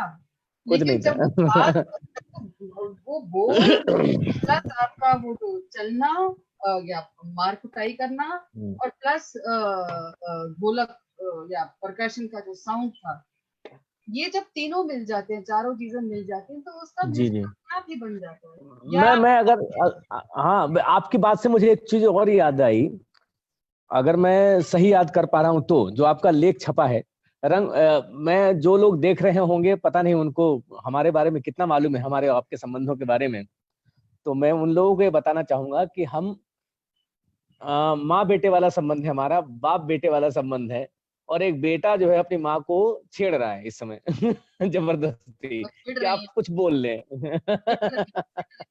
पीट रहे, और मुझे पीटने का बिल्कुल मैं बता देना चाहता हूँ, मैं कभी भी गाली सुन सकता हूँ। आप छेड़ रहे हैं और हम छिड़ रहे हैं। आप चिढ़ रहे हैं, और मैं कभी भी थप्पड़ खा सकता हूँ, कभी भी गालियां खा सकता हूँ, इसके लिए मैं तैयार हूँ। इन सब के बावजूद मुझे आपका ही लेख याद आ रहा है शायद, जो मैंने रंग प्रसंग में पढ़ा, कि आपने ही लिखा है शायद, कि जब आप बंसी दा के साथ आई और जब वो रंग विदूषक में आई, तो एक कुछ नाटक चल रहा था, क्या चल रहा था, कोई बात हुई आप दोनों में, तो उसमें एक लाइन आया जो मेरे दिमाग में घुस गया, वो मैं रिपीट करना चाहता हूँ, कि आप जो संगीत बनाना चाहती हैं वो एक्टर को देख के, उनकी आंगी गतियों को देख करके, अभिनेता के हिसाब से, उनके चलने फिरने के हिसाब से कुछ संगीत बनाइए। आप ऐसा मत बनाइए, आप क्या बनाना चाहते हैं उससे कोई लेना देना नहीं है। अभिनेता क्या कर रहा है उसके हिसाब से संगीत बनना चाहिए। तो ये रंगमंच का एक जादू है कि अभिनेता के हिसाब से संगीत बनता है, ना कि संगीत के हिसाब से अभिनेता बनेगा। तो इस दोनों में क्या आप तालमेल देखती हैं, आपको क्या लगता है? सही है। मतलब मैं किसी पर कोई चीज थोप नहीं सकती हूँ, जी, और संगीत तो बिल्कुल भी छुपा हुआ नहीं होना चाहिए। बिल्कुल नहीं होना चाहिए। तो इसीलिए मैं कहती हूँ कि एक्सरसाइजेस ऐसी हों जो प्रदर्शन में तब्दील हो जाए, हम्म, परफॉर्मेंस में तब्दील हो जाए। ठीक है। हम्म, तो हम्म, इसीलिए जब जब शुरुआत में जब मैं आई थी और हारमोनियम नहीं बजाना आता था, तो इसीलिए वो डिवाइस निकाला, मैंने निकाला डिवाइस, हम्म, क्योंकि वो जो लक्ष्मण भाई थे शुरू में हम्म, हारमोनियम हम्म, बजाते थे, जी और जी जी। वो बहुत अच्छा गाते थे, और वो निकल गए कहीं और हमें जाना था शो में, और कुछ टिकट था, दादा कह रहे थे कि भाई हारमोनियम, हाँ बजा लूंगी, नहीं कहते बजा लूंगी नहीं, अभी अभी। तो फिर मैंने सोचा कि चलो हारमोनियम पे टंटाई छोड़ो, कोई और बजेगा तो बजेगा, नहीं बजेगा तो नहीं बजेगा, लेकिन जो हाँ हाँ, एक्टर ठीक है। है, जो एक्टर है, जब वो एंट्री देता है, तारा ना ना ना ना ना ना, तारा ना ना ना ना हम्म, ना ना, तारा ना ना हम्म, ना ना ना जी। ना ना ना ना, ना ये ना। एंट्री है। हाँ। ठीक है। तो उसमें तब मैंने कहा कि नहीं, अगर हारमोनियम नहीं है तो आई एक्चुअली वॉइस जो है, जो आवाज है, अगर मान लीजिए 10 आवाजें हैं तो मेरे पास 10 हारमोनियम है। हम्म, तो आवाज जो है वो ऐसी चीज है जो अ, जिसको आप तोड़ मरोड़ सकते हैं। तो जब मेरे पास ये आया कि चलिए आप करिए इसका, तब धा ते धा धा धा धा तेरे किट धा ते धा धा तेरे किट तक धा ते धा हाँ, ते धा, ये या हुआ था। ठीक है। बिल्कुल और बिल्कुल। इसमें इंटरेस्टिंग बात ये थी कि जो एक्टर था वो छाऊ की चाल में एंट्री लेता है, हम्म, शाहनी जी को ऊपर बैठाए हैं, हाँ, प्लस गा रहे हैं। हाँ, और एक और चीज जो मुझे हमेशा बहुत जो अचंभित कर देती है, किस तरह से अ, गायन या म्यूजिक म्यूजिक मतलब जो जो आवाज है, हम्म, ह्यूमन वॉइस जो है, वो किस तरह से स्पेस और टाइम को नापता है। हाँ, बहुत, क्या बात है, क्या ये बात है। ये जो नापना होता है, ये तभी बिल्कुल। हो सकता है जब आप उस तरह से म्यूजिक को उस उसको एक नया आयाम यदि नहीं देंगे तो वो थिएटर में उसका कोई काम नहीं, फिर जितना भी अच्छा गाऊं मैं, बहुत बड़े जितना एकदम भी अच्छा गाऊं, उसका कोई मतलब अच्छा, नहीं। आप क्या मानती हैं, अभिनेता के लिए मैं जो बहुत अच्छी, जैसे मान लीजिए मैं नाम लेना अगर चाहूं, अपने ही ग्रुप में बहुत सारे लोग हैं, बहुत सारे लोग हैं जो बहुत अच्छा गाना नहीं गाते हैं, कोई बात नहीं, लेकिन एक्टर बहुत अच्छे हैं, फिल्म इंडस्ट्री में भी हैं, थिएटर में भी हैं। उनको अगर बोलिए बहुत अच्छा कोई बंदिश गाना हो, नहीं गाएंगे, कोई दिक्कत नहीं, लेकिन बंदिश गाने वाला जरूरी नहीं कि बहुत अच्छा अभिनेता हो जाए। तो आप क्या मानते हैं कि अभिनेता को कानसेन होना जरूरी है या तानसेन होना जरूरी है? जरूरी है कि वो बहुत अच्छा सिंग गाए, या वो सुने, श्रोता होना? दोनों तो वो तो सोने दोनों पे सुहागा है। अब मान लीजिए कोई बहुत अच्छा गाता हो और वो एक्टर भी हो, तो सोने पे सुहागा है, लेकिन नहीं गाता हो तो क्या करे बेचारा? सुने कानसेन बने। ये सही है। हाँ, वो सुने। अच्छा, लय जरूरी है या पहले सुर? दोनों। इसीलिए मेरे जितने दोनों एक एक्सरसाइज, साथ कैसे कैसे आएगा? हाँ जी। अगर मैं कहती हूँ हाँ ठीक हाँ है, आ हो गया, हाँ जी। उसके हाँ। बाद मैं कहती हूँ चलिए हम्म, आ में आप चलना हाँ शुरू करिए, लेकिन हाँ। आ, सांस की आवाज नहीं आनी चाहिए। अच्छा, ठीक है ठीक है। राइट। हाँ हाँ ठीक है, मैं समझ रहा हूँ तो बिल्कुल। जब हम ये करते हैं तो हम्म, अगर हम पूरे पूरे तलवे को हम्म, जमीन पर डालते हैं, डालते हैं। हाँ। राइट, हम्म तो हम्म वजन कहाँ पड़ता है? चलने में हम्म वजन कहाँ होता है? हम्म पंजे पर होता है कि एड़ी पर होता है? हम्म हम्म हम्म अगर हम ये समझेंगे तो अपने आप आवाज नियंत्रित हो जाएगी। हम्म, हम्म, एक ठीक है। एक ठीक है। तब हम उसके बाद कहते हैं कि चलिए दो सुर लगाएं, आ आ आ हम्म आ आ। हम्म तो इस तरह से वो बढ़ता बढ़ता बढ़ता बढ़ता आपके पास लय में बदल गया। रिथमिक साइकिल हो जाता है। डेफिनेट साइकिल हो जाएगा, बिल्कुल वो लय में बदल जाएगा। तो इसलिए मैं सुर लय में, कहती हूँ दोनों हाँ। होना जरूरी है।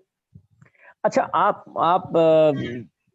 चूंकि आप ये करती रही हैं और आप गुरु शिष्य परंपरा से जुड़ी रही हैं, और बहुत अनफॉर्चुनेट है ऐसा पूरे हिंदुस्तान में कि कहीं हिंदुस्तानी पद्धति में, थिएटर में और रंग संगीत में कोई ऐसे लोग आए, बहुत कम लोग ऐसे आए जो गुरु शिष्य परंपरा से जुड़े रहे, और गुरु शिष्य परंपरा से जुड़े रहने के बावजूद आए रंगमंच में, और उन्होंने गाना बजाना सीखा बिल्कुल विशुद्ध पद्धति के हिसाब से।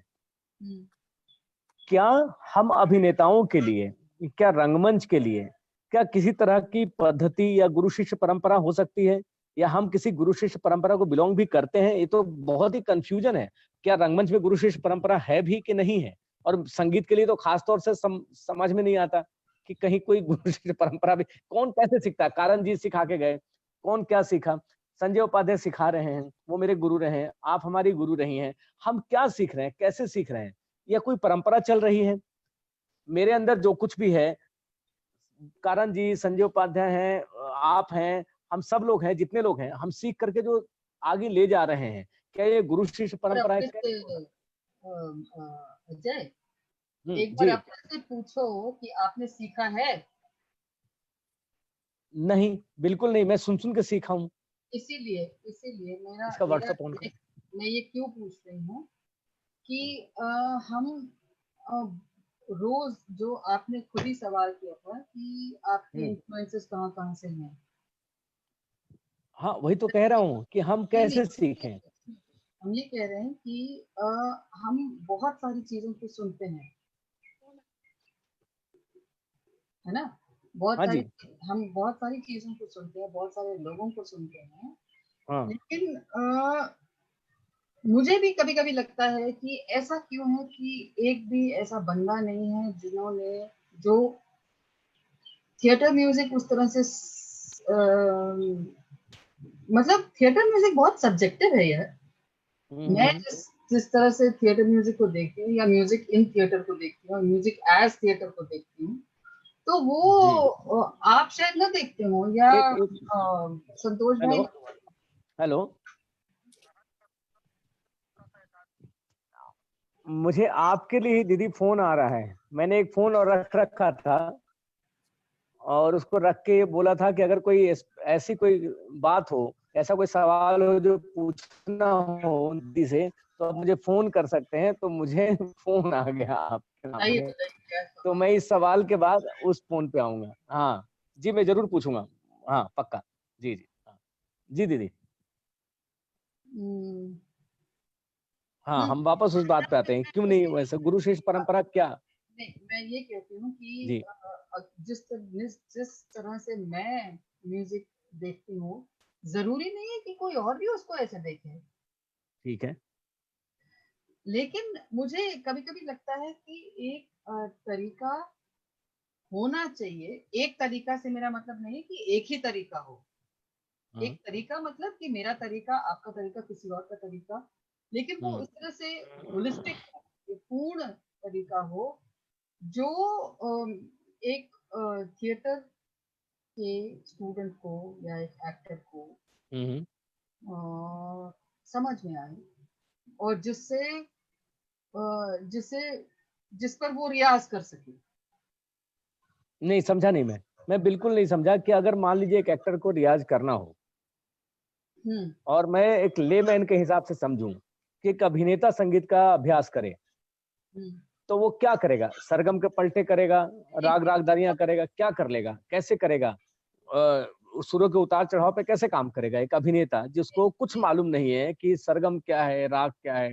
अगर मैंने वो नाटक 21 दिन का क्लास लिया है जी, चाहे वो एनएसडी में हो, चाहे वो एमपीएसडी में हो, चाहे वो कहीं भी हो, किसी भी जी, ग्रुप में हो, जी, इसका मतलब कि कुछ तो हुआ होगा हाँ बिल्कुल बिल्कुल, 21 दिन में। हाँ जी, प्रॉब्लम ये होती है जहां पर वो 21 दिन खत्म होते हैं तो उसके बाद वो सबक भी खत्म होता है, वो सबक आप साथ नहीं ले जाते हैं, हाँ आप क्या करेंगे बताइए? नहीं हाँ, हम सबसे उसके बाद कोई रियाज नहीं सबसे होता। हाँ सरल तरीका हम बता सकते हैं लेकिन उसको करो तो। हाँ, ये तो है, करो तो। आज भी मैं 108 बार मैं एक एक एक फ्रेज को, एक पलटे को मैं 108 बार करती हूँ। अरे बाबा, सही। तो मैं कहती हूँ 2 बार कर लो, 4 बार कर लो, एक 4 तय बार करो करो। ठीक है 15 मिनट मुझे इतना करना है तो करो। वो जब बिल्कुल। तक वही मैं बार बार कह रही हूँ क्योंकि एक चीज है कि आवाज जो है वो सूक्ष्म है, वो आपको दिखती नहीं है। हाँ, अरे हाथ को मैं उठा के मैं इसको यूं कर सकती हूँ लेकिन बिल्कुल मैं बिल्कुल। आवाज को कुछ नहीं कर सकती, गला नहीं कर नहीं नहीं सकती नहीं ना, नहीं क्या कर नहीं कर सकती सकते, और श्रुति हूँ? का जो खेल है उसको कोई नहीं डिस्क्राइब कर तो सकता। आपको बहुत सुनना मुश्किल है। पड़ेगा, आपको करना पड़ेगा, पूछिए कि इसको कैसे करें। तो पूछ सवाल ही नहीं आते तो आप क्या दोगे फिर, क्या क्या करोगे? लोग हैं, बिल्कुल सवाल है। मैं बिल्कुल सहमत हूँ इस बात से, क्योंकि अब मैं इस बात से सहमत इसलिए हो सकता हूँ, मैं पहले लड़ भी सकता था बहुत और मैं दुनिया भर के सवाल कर सकता था, अब मेरे सवाल बंद हो गए हैं, क्योंकि जितना सुनना शुरू किया है उससे समझ में आता है कि सुर जो और जो संगीत है वो ईश्वरीय विद्या है, एकमात्र ईश्वरीय विद्या है। ये जब तक समझ में आती है तो समझ में आती है, नहीं आती तो नहीं आती। ये कोई किताबी ज्ञान है, कोई पेंटिंग नहीं है, ये कोई थिएटर नहीं है, ये कहीं कोई पहलवानी नहीं है, ये एकमात्र ईश्वरीय विद्या है जो ऊपर से आ गई समझ में तो आ गई, नहीं आई तो आप किसी को समझा नहीं सकते, कुछ नहीं हो सकता। और नाक नाक नगड़ के मर जाए नहीं होता। आप एक आखिरी सवाल मैं करना चाहूंगा, आखिरी इसलिए कह रहा हूं कि हम बहुत देर से बात कर रहे हैं, ये हमारे लिए आखिरी हो सकता है, अगर कोई चाहे तो अभी भी मैं देख रहा हूँ सवालात आ रहे हैं, अगर वो चाहे तो हम लंबा खींच सकते हैं, लेकिन एक बात पूछना चाहूंगा अगर आप कहें तो।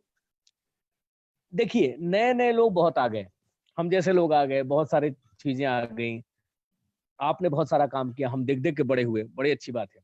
आज अगर कोई नया डायरेक्टर, कोई 21-22 साल का, 25 साल का नया डायरेक्टर आता है, नया थिएटर वर्कर आता है और नए लोग आते हैं जो एक अलग तरह का म्यूजिक और अलग तरह का संगीत, अलग तरह का नाटक लेके आ रहे हैं, अगर वो आपको अप्रोच करें और वो चाहें कि वो आपके साथ काम करना चाहें, तो आपका अप्रोच क्या होगा?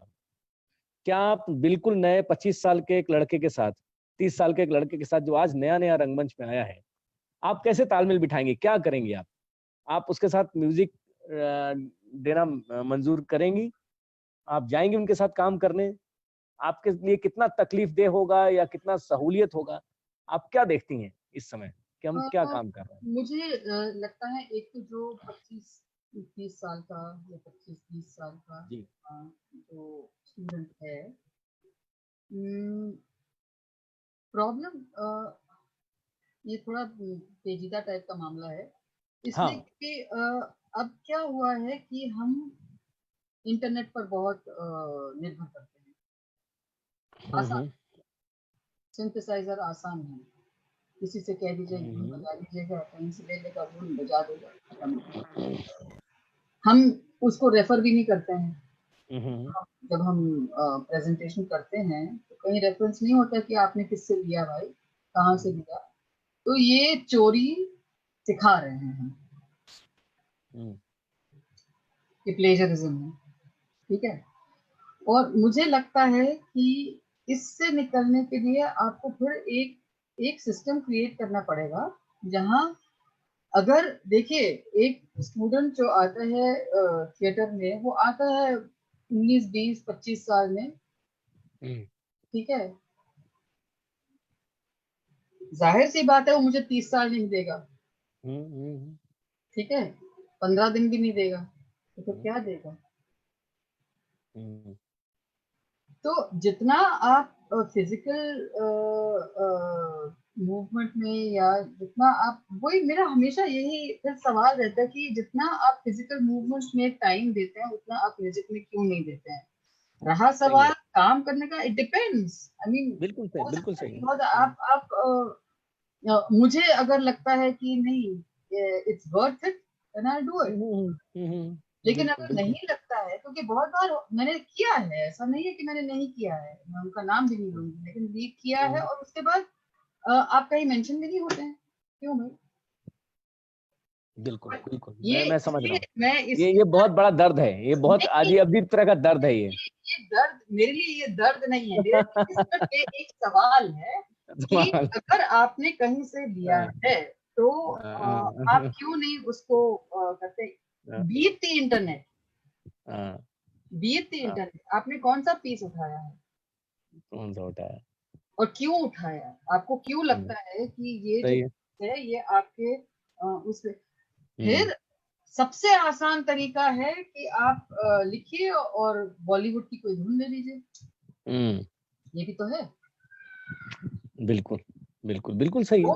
लोग जब हम लोक संगीत की बात करते हैं, तो लोक संगीत हम कहते हैं कि वो एक्चुअली एक रिसाइकलिंग ऑफ म्यूजिक जो हुआ है ना, जो लोक से बॉलीवुड गया है, बॉलीवुड से वापस लोक में आया है, तो फिर वो जो ओरिजिनल लोक है वो तो नहीं रहता है, फिर वो रहता है जो आपको स्क्रीन पे दिखा है। उसको क्या आप लोग कहेंगे? बिल्कुल नहीं कहेंगे। मैं आपके इसी कमाल की बात हो गई, मैं इसी समय एक सवाल पढ़ रहा था और आपने ये बात कर दी, और सामने मेरे वो सवाल पड़ा हुआ है और आपने वो बात करी और मेरा निगाह उस पे गया कि लोक संगीत जो है, फोक म्यूजिक जिसको हम आज की तारीख में कह रहे हैं, लोक संगीत के नाम पे बहुत सारे उठापटक चल रहे हैं जीवन में, फिल्मों में चल रहे हैं, नाटकों में चल रहे हैं। क्या लोक संगीत को जब आप किसी नाटक में इस्तेमाल करते हैं, या आपने किया होगा या हमने किया होगा जब भी, तो क्या हम लोक संगीत को अपने नाटक में इस्तेमाल करते समय इस बात का ध्यान रखते हैं कि उसकी आत्मा न मरे, या हम उसको ट्विस्ट करके अपने हिसाब से और हम पूरी तरह से अपना बना करके और अपना नाम ले करके सब कुछ कर लेते हैं? तो लोक संगीत कितना विद्यमान है नाटकों में, आज के नाटक में कितना योगदान है उसका थिएटर में? लोक संगीत जब हम बात करते हैं भाई, हम आंचलिक संगीत की बात करते हैं, जी राइट? जी। लोक आप और मैं हैं। हाँ। लोक में लोरी भी आती है, बनरा भी आता है, चाहे वो दिल्ली में हो, चाहे वो बिहार में हो, चाहे कहीं भी हो। बना बनी जो होती है शायद तमिलनाडु में कुछ और होता होगा, हाँ जी हाँ जी हाँ जी। वहाँ के संस्कार अलग होंगे।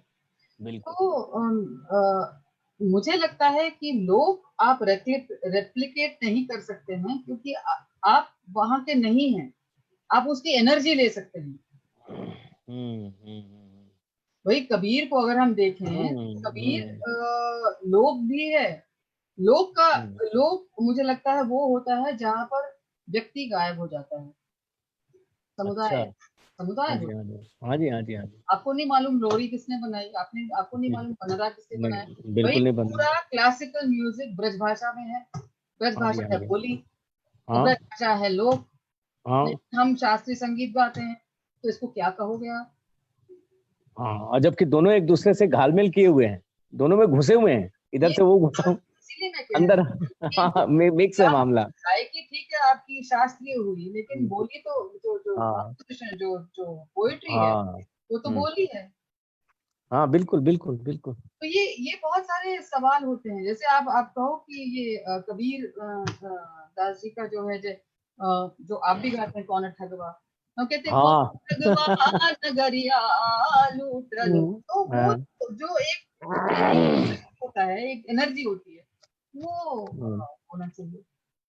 ये एक काम करते हैं, हम लोग बहुत देर से बात कर रहे हैं, माँ बेटे मिलके एक गाना गाते हैं, मैं कौन ठगवा नगरिया गाता हूँ, अपना जो मैंने किया है और आप अपना कौन ठगवा नगरिया गाइए, मजा आ जाएगा। ये दुनिया ने आज तक नहीं सुना होगा कि हम दोनों ने कौन ठगवा गाया है, दोनों अपना अपना तरीका गाते हैं। गाइए तो गाइए। ऐसा गा लेते हैं। मैं गुस्ताखी कर रहा हूँ, मैं माफी चाहूंगा, लेकिन मैं कोशिश करता हूँ गाने की अपना वर्जन। वैसे मेरी बेटी इस समय मेरे साथ है, वो बगल में बैठी है, वो सब सुन रही है, वो मेरे साथ बैठ के कई बार गाती है। तो मैंने कीर्ति जी नाटक कर रही थी, कौन ठगवा नगरिया लूटल, उसमें मैंने कंपोज किया था। तो मैं ये अपॉर्चुनिटी लेना चाहूंगा, मैं इस इतिहास को अपने सौभाग्य के नाम लिखना चाहूंगा, इसलिए मैं गा रहा हूँ। गाइए गाइए।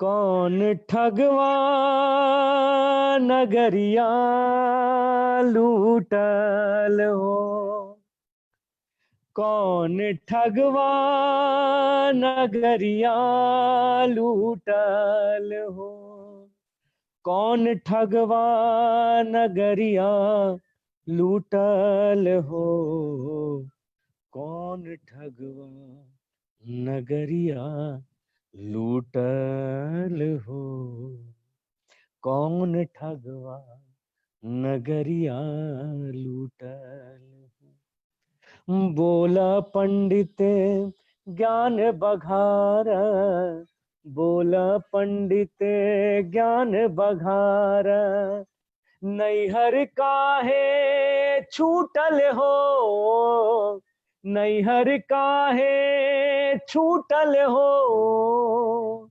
नैहर काहे छूटल हो, कौन ठगवा नगरिया लूटल हो, कौन ठगवा नगरिया लूटल हो। बढ़िया, ये वेरी गुड। अब मैं आपका सुनना चाहूंगा, क्योंकि ये तो मैंने गुस्ताखी कर दी है, ये तो मैंने गा दिया बस ऐसे ही।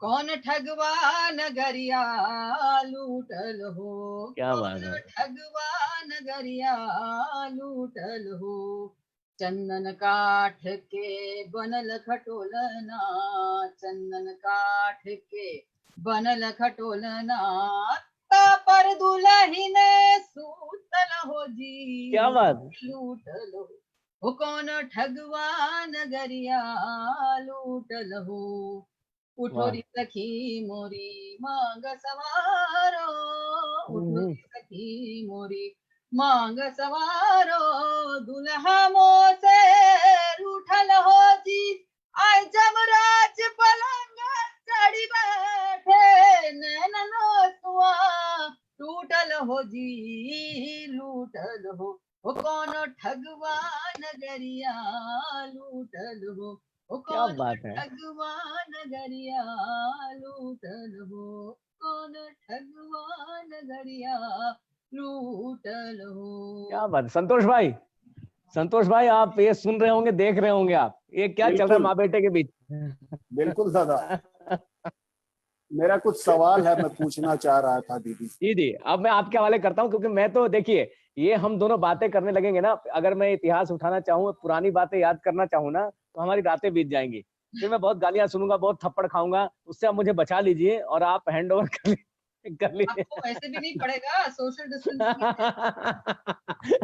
है।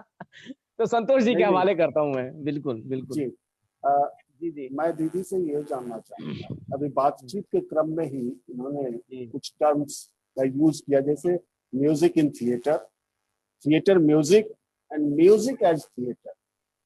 क्या ये तीनों एक ही है या इस तीनों में कोई अंतर है?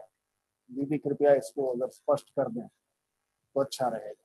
एक बार फिर से मैं सवाल सुनना चाहूंगा, मैं थोड़ा सा कंफ्यूज हो गया, मैं फिर से बोलिए दीदी आप। ने अब बातचीत के क्रम में अभी ही थोड़ी देर पहले जी।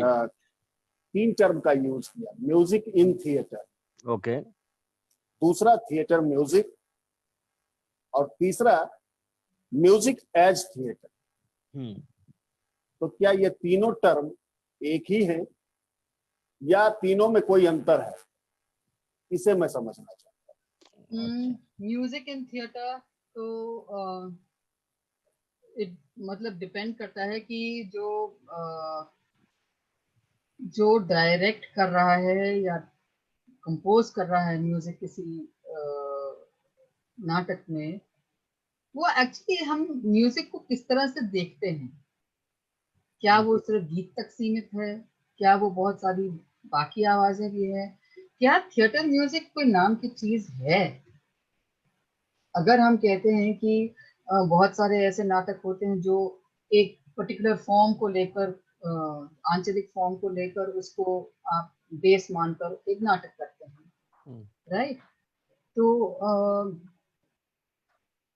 वो थिएटर म्यूजिक है, या कुकर का की सीटी का बजना थिएटर म्यूजिक है, या बादलों का गरजना थिएटर म्यूजिक है, या स्पीच थिएटर म्यूजिक है, या रागदारी थिएटर म्यूजिक है, या झाड़ू की आवाज थिएटर म्यूजिक है, या ट्रैफिक की आवाज।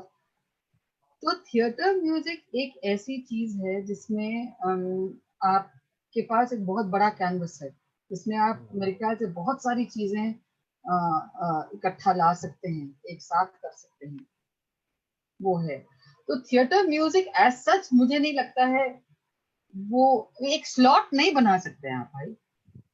इसलिए नहीं बना सकते हैं क्योंकि राजस्थान की जो मरुभूमि है वो आपको मणिपुर में तो नहीं मिलेगी, तो राजस्थान की जो साउंड्स हैं वो मणिपुर में नहीं मिलेंगे, नहीं मिला। है ना। और पहाड़ की जो साउंड है वो शायद समुद्र में नहीं मिलेंगे। इंस्ट्रूमेंट्स, पत्ते, लकड़ी, जिन चीजों से, या बीज, जिन चीजों से इंस्ट्रूमेंट्स बनते हैं, हर जगह की लकड़ी अलग होती है, हर जगह का पानी अलग होता है, ऊंचाई नीचाई में सांस का फर्क होता है। जो चीज कालबेलिया राजस्थान की रेगिस्तान में कर सकती है, वो शायद लद्दाख में नहीं कर पाएगी, नहीं कर पाएंगे, बिल्कुल नहीं। राइट। तो हर चीज के लिए एक एक ज्योग्राफिकल रेफरेंस है, एक सोशियोलॉजिकल रेफरेंस है, एक क्या लिंग्विस्टिक रेफरेंस है। तो इसीलिए हम कहते हैं थिएटर म्यूजिक। तो मुझे लगता है कि टर्म बहुत अच्छा लगता है, क्योंकि हम उसको इमीडिएटली उसको ट्रांसलेट करते हैं रंग संगीत, राइट। तो लेकिन हम एक चीज भूलते हैं कि संगीत में 3 इकाइयां होती हैं, गायन, वादन और नृत्य। और म्यूजिक में 2 इकाइयां होती हैं, गायन और वादन, नृत्य नहीं होता है। ठीक है, वो टेक्निकल चीज है, ठीक बहुत है। बहुत बहुत तो समझने वाली बात इसीलिए है। तो जो जो बॉडी होती है एक्टर की, वो तो टोटल म्यूजिक है। उसके पास रिदम भी है, मूवमेंट भी है, गायन भी है, वादन भी, सब कुछ है। तीनों है तो उसके पास। इन चीजों को अगर हम देखें, तब हम कहते हैं, जब आप कहते हैं कि म्यूजिक एज थिएटर, मुझे लगता है कि बॉडी में भी म्यूजिक जी। है ना। क्यों? क्योंकि आवाज जो है बॉडी के साथ मूव करती है, बॉडी के अंदर रिदम है, म्यूजिक गायन के अंदर रिदम है, बिल्कुल एक बिल्कुल आवाज के बिल्कुल। अंदर रिदम है, हंसने में रिदम है, रोने में रिदम है ना। जहाँ एक फिजिकल एक्ट खत्म होता है, वहां से आवाज शुरू हो जाती है या आगे जाती है। तो ये सारी चीजें हैं, और मतलब इसलिए नहीं वो अगर आपका। अगर देखा देखा जाए, तो अगर मैं थोड़ा समझने की कोशिश करूं, तो अभिनेता का सिर्फ गले से सुरीला होने का कोई लेना देना नहीं है, उसका शरीर सुरीला होना चाहिए। पूरा यहाँ से लेके नीचे तक तभी तो शरीर के बात शरीर होती है सुर में होना चाहिए। सिर्फ दार्शनिक। गला गला कितना, गला तो गंधर्व महाविद्यालय वाले हमसे ज्यादा अच्छा गा लेंगे, लेकिन यहाँ से लेके यहाँ तक जब सुरीला होने की बात होती है, तो होता है चलना, बोलना, हंसना, सब इंक्लूड है उसमें, नहीं, तभी जो आप नाटक कह रही करते हैं। हैं आप गात्र वीणा और दार्वी वीणा की बात करते हैं ना। जी फर्क है ना, गात्र वीणा जी मतलब जी। तो आपका शरीर है, दार्वी वीणा लकड़ी। बिल्कुल बिल्कुल बिल्कुल बिल्कुल। वो बॉडी में और वॉइस में वो अनलिमिटेड सा हो जाता है।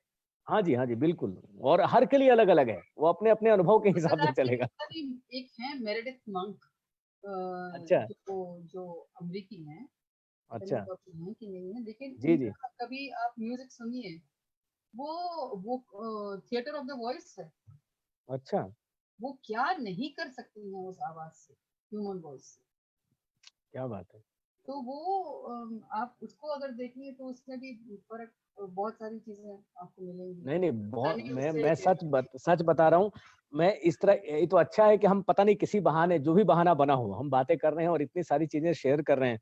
मेरी तो हिम्मत भी नहीं होती, या जिसको कहले मैं औकात भी नहीं रखता उतनी, कि इतनी बातें आपसे कर लेता कहीं पब्लिक प्लेटफॉर्म पे। वो मैंने बोल लिया, तो एक बहाना है लॉकडाउन का, और सब कुछ है। चाहे जैसे भी हो, हमारा ग्रोथ ही हो रहा है, सब कुछ है, अच्छा है, गुरुओं से सीखने को मिल रहा है। इसी बहाने जो कुछ भी हुआ उसका मैं शुक्रगुजार हूँ, संतोष जी का शुक्रगुजार हूँ। और मैं कहूंगा धन्यवाद बहुत बहुत। और अंजना दी, मैं क्या बोलूं, मैं, हम लोग आपको दीदी बोलते हैं, वो अलग सी बात है। आप गुरु माँ हैं, आप माँ हैं। दीदी तो हमारा एक टर्म हो गया है, दादा बोले तो दीदी बोलते हैं। अजय, अभी कुछ तो और सवाल हैं। जी, अरे बाप रे बाप, ये देखिए, पहाड़ तो यहाँ खड़े हैं अभी, हम नहीं, तो कुछ कंकड़ दर्शकों के पत्थर हैं। सवाल हैं, कुछ अरे मेरे बाबा, सवाल हैं, जी जी दर्शक के भी कुछ बोलिए, सवाल बोलिए हैं। बोलिए बोलिए। दीदी से भी और आपसे भी, दोनों से ये अरे, सवाल है अरे बाबा, कि आप दोनों के रंग संगीत अभिकल्पन, जब जी। आप किसी नाटक में संगीत की अभिकल्पना कर रहे होते हैं, तो उसकी रचना प्रक्रिया क्या होती है, इसे हम अरे, समझना चाहते हैं। आप किस तरह से किसी हम्म, भी नाटक में संगीत को रचते हैं, उसके रचने के क्या क्या तरीके होते हैं, क्या प्रक्रिया होती है, इसके बारे में अगर थोड़ा सा आप बताएं। ये जादुई सवाल है। शुरू कीजिए अजय। हाँ, चिराग का जिन्न निकालने वाली बात है ये। चलो शुरू हो जाओ अजय। आप बोलिए, मैं पागल हूँ, मुझे मरना है। एक्चुअली क्या है कि जब एक पूरी प्रक्रिया शुरू होती है नाटक को बनाने की, जी। तो मेरे ख्याल से संगीत उसी के अंदर कहीं कहीं है। वो उसको आप उसको निकालना पड़ता है, कहाँ है, शब्दों में है या शब्दों के बेस में है, या as a thought, as a thought है। तो अच्छा, मुझे एक चीज, क्योंकि हारमोनियम बजाती नहीं हूँ, तो मैं सरगम बहुत अच्छा लिखती हूँ, फट से करके, मुझे कोई प्रॉब्लम नहीं होती है। तो मेरी सारी जितनी भी स्क्रिप्ट्स हैं उसमें सारा लिखा हुआ होता है कि कहाँ कौन सा सुर कहाँ जाना चाहिए, कौन कैसे होना चाहिए। वो क्या आकार लेता है वो मुझे नहीं मालूम, वो डिपेंड करता है कि वो सही है, उस हाँ। तरह से होता है कि नहीं होता है, कि अलग हो जाता है। और कभी कभी तुक्का लग जाता है कि अरे ये गलती होगी, तो गलती जो है बहुत अच्छी चीज बन जाती है, तो वो भी हिस्सा बन जाता है उसका। तो प्रक्रिया मेरी लगभग यही रहती है हर नाटक के लिए। मैं इसको, आपने बिल्कुल सही बात कही है। इसको समझाया नहीं जा सकता, ये एक स्वतः भाव है। और मुझसे अगर एक लाइन में समझना चाहे तो मैं ये कहना चाहूंगा कि मुझे कुछ नहीं पता, मेरे लिए सबसे पहले लय गूंजता है दिमाग में, और मुझे ये समझ में आता है कि मैं इस लय में चलूंगा कैसे, बोलूंगा कैसे, और फिर मेरे लिए गाना बजता है दिमाग में। प्रक्रिया जो उभर के आती है, कोई भी, कोई कविता हो, कुछ भी हो, मुझे कुछ समझ में नहीं आता, क्योंकि मैं ना राग रागनियों का जानकार नहीं हूं। मैं, मुझे ये समझ में नहीं आती बातें कि इसको किसी राग में, किसी बंदिश में, किसी धुन में कंपोज करना है। मुझे ये समझ में आता है कि अगर मुझे ये कविता बोलनी हो या चलनी हो, तो मैं चलूंगा कैसे। तो मुझे अपने आप एक लय मिल जाता है पहले। और दीदी ने बिल्कुल सही बात कही कि जब तक आप उसको समझेंगे नहीं, आप उसको शरीर में नहीं लेंगे, आप संगीत नहीं बना सकते। शरीर कोई गले का मुद्दा नहीं है जिसको लोगों ने बना रहे, गले का कोई खेल नहीं है। ये दिमाग का और शरीर का खेल है संगीत, अगर मैं गलत नहीं हूं तो। संगीत पूरे शरीर का खेल है, कोई दिमाग का खेल नहीं है सिर्फ। इसीलिए आप बहुत अच्छे जानकार हो सकते हैं, कई बार आप बहुत अच्छे गायक नहीं हो सकते, क्योंकि आपका गला तैयार नहीं है। कई बार आपका गला बहुत अच्छा तैयार है, लेकिन आप बहुत अच्छा जानकार नहीं हो सकते, क्योंकि आपका दिमाग तैयार नहीं है। तो दोनों का एक कॉम्बिनेशन है। कॉम्बिनेशन आपको समझना पड़ेगा, वो फिजिकल और उस इमेजिनेशन वाले। इसीलिए ख्याल गायकी हमारे यहाँ, हम ख्याल गाते हैं, और दुनिया में कहीं ख्याल गायकी नहीं है। तो ये बहुत दूर की चीज है, बहुत अनुभव के और बहुत उम्र के बाद ये समझ में आती है बातें, कि दोनों चीजें इंटर रिलेटेड हैं। कि मैं अगर हाथ हिला रहा हूँ, आज बात कर रहा हूँ लय में, वो यहाँ से जुड़ा हुआ है, और गाना भी यहाँ से नहीं जुड़ा हुआ है, वो भी यहाँ से जुड़ा हुआ है, पहले बनता है। इसीलिए मैं कई बार उदाहरण देता हूँ दीदी, अगर मैं ये गलत ना बोल रहा हूँ तो, कि कई गुरुओं से मैंने सुना कि बेटा सुर दिखाना जरा, तो मुझे उस उम्र में समझ में नहीं आती थी, सुर दिखाना, सुर तो सुनने की चीज होती है, ये बोलते हैं दिखाना, दिखता कैसे, दिखाना क्यों बोलते, बोले पहला सा दिखाओ, पहला सा दिखाओ और तीसरी काली दिखा दे, मैं दिखा कहाँ से दूं भाई, मतलब सुनना होता है ना।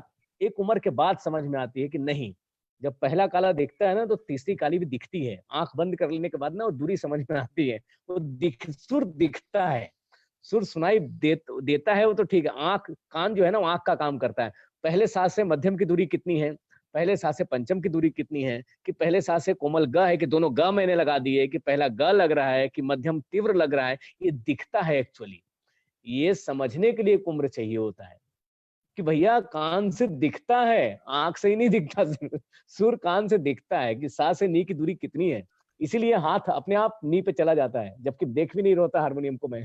हाँ नहीं, तो तो ये इसमें यहाँ हाँ पे एक इसमें डिफरेंस करूंगी कि जो ये है दिख इसलिए रहता है, दिखता इसलिए क्योंकि आप बजाते हैं, तो इसीलिए वो नॉर्मली हम लोग कहते हैं कि जरा सा लगाना, हाँ तो लगाओ, मतलब चूंकि हारमोनियम नहीं होता था तो आवाज हाँ से आपको लगाना होता था, लगाना होता था। है ना, तो वो हाँ जी हाँ जी, दिखाना और अगर वो हम एक ही हाँ वो एक ही चीज है, वो दिमाग में सा लगा, वो दिखा और फिर सांस दिखा तो पंचम भी दिखा, लगा पंचम लग गया दिमाग में।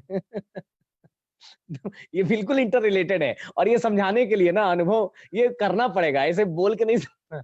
आप क्या कह रही हैं दीदी, बोल के समझाया जा सकता है क्या इसको? नहीं, गा के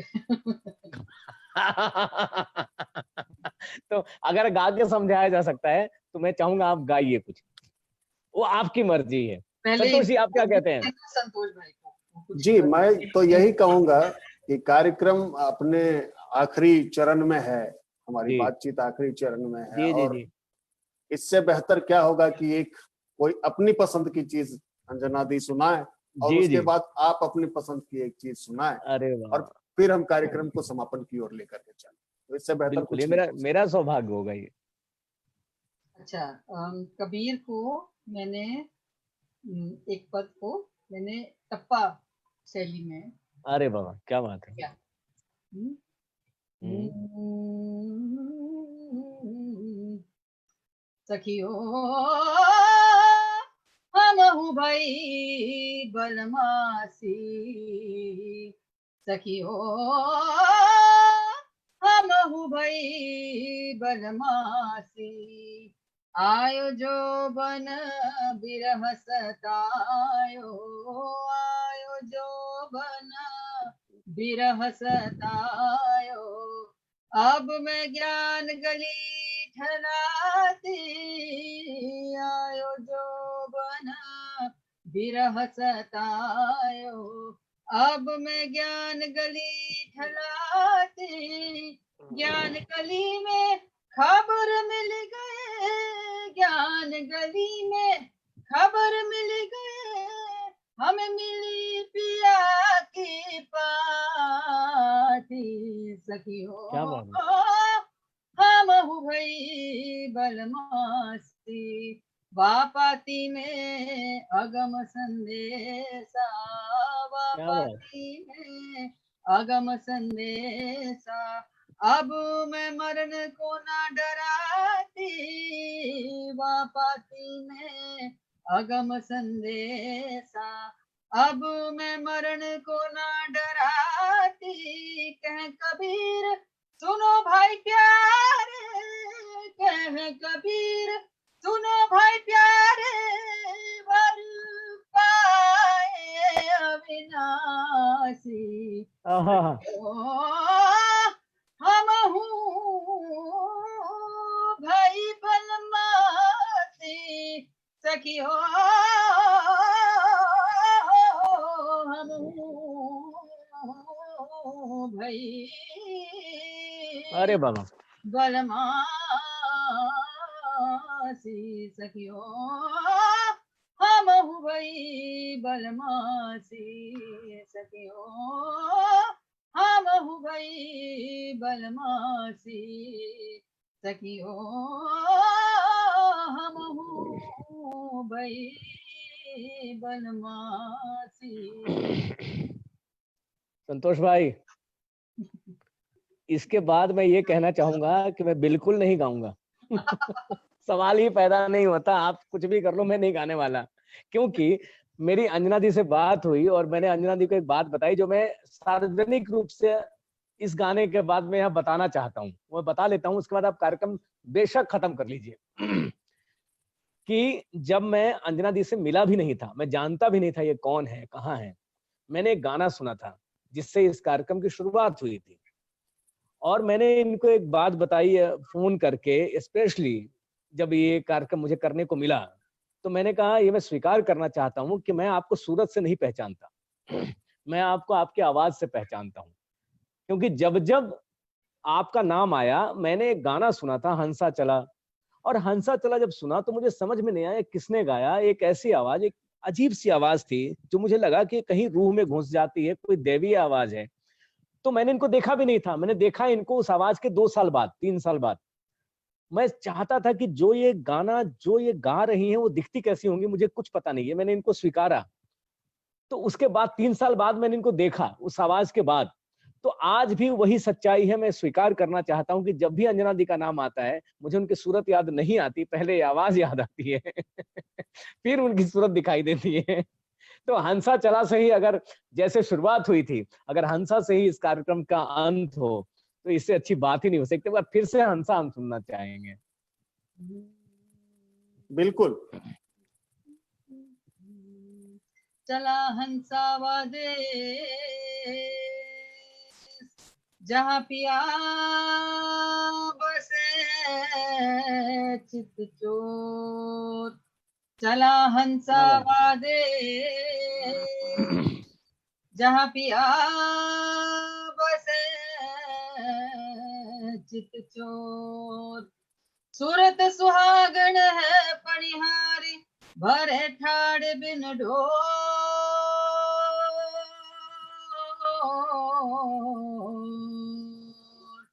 चला हंसावा दे जहाँ पिया बसे चित चोर। क्या बात। चला हो हंसा, चला चला हंसा, चला हंसा हो चला हंसा। क्या बात है। बाकी सब आपके हवाले संतोष जी, मैं कुछ नहीं कह रहा इसके बाद। मेरी औकात जी, नहीं है। ये मेरी गलती है कि पहले अरे मुझे नहीं। आपसे निवेदन करना चाहिए था और बाद में दीदी से निवेदन करना चाहिए था। खैर, ये एक अरे संगीतमय गपास्टिक के लिए जी जी जी। जो हमने आज पूरा एक दोपहर का जो हिस्सा है जिसे हमने जी संगीतमय गपास्टिक के रूप में गुजारा है, इसके लिए मैं आप दोनों, खासतौर पर अंजना दीदी को बहुत ही धन्यवाद शहर की तरफ से, और तमाम दर्शक जो हमारे साथ फेसबुक पर लाइव जुड़े हुए हैं उनकी तरफ से अंजना दीदी को बहुत ही धन्यवाद, शुक्रिया कहना चाहूंगा। और साथ ही इतना बढ़िया प्रोग्राम जो आपने संचालित किया उसके लिए अरे अजय भाई को भी बहुत ही शुक्रिया, बहुत बहुत धन्यवाद मैं कहना और चाहूंगा। मैं आपको धन्यवाद इस बात के लिए देना चाहूंगा, इसके बाद मैं कुछ नहीं बोल पाऊंगा, कि जिससे जिनसे जिससे भी नहीं, जिनसे और जोड़ लेते हैं, परिवार को जोड़ते हैं, पूरा रंग विदूषक परिवार को, जिनसे मैं कभी जिंदगी में इतने सारे सवाल करने की हिम्मत नहीं जुटा पाया, मेरी औकात नहीं हुई, इस लॉकडाउन की वजह से और आपकी वजह से इतने सारे सवाल कर गया है ना, इस हिमाकत के लिए और इस जिसको कहते हैं ना अवसर प्रदान करने के लिए, इसके लिए मैं आपका शुक्रिया अदा करता हूँ। और दीदी अगर कोई गलती हुई तो मुझे माफ कर दीजिएगा, मैं क्या बिल्कुल सवाल ये एक्चुअली तो ये सवाल ये मेरा अच्छे होते सब हैं, ये अपने अपना मंथन होता है, तो मैं हाँ बोल ये पाती हूँ वो मेरे लिए बहुत ये मेरा सौभाग्य है। तो बहुत बहुत धन्यवाद आप दोनों का। मैं सच बता रहा हूँ, मेरे लिए मेरे लिए इतिहास है ये। आज इतिहास के एक हिस्से एक पन्ने का हिस्सा हूं मैं, और वो रहूंगा जब तक जिंदा रहूंगा मरने के बाद भी। बहुत बहुत धन्यवाद। शुक्रिया। जी जी।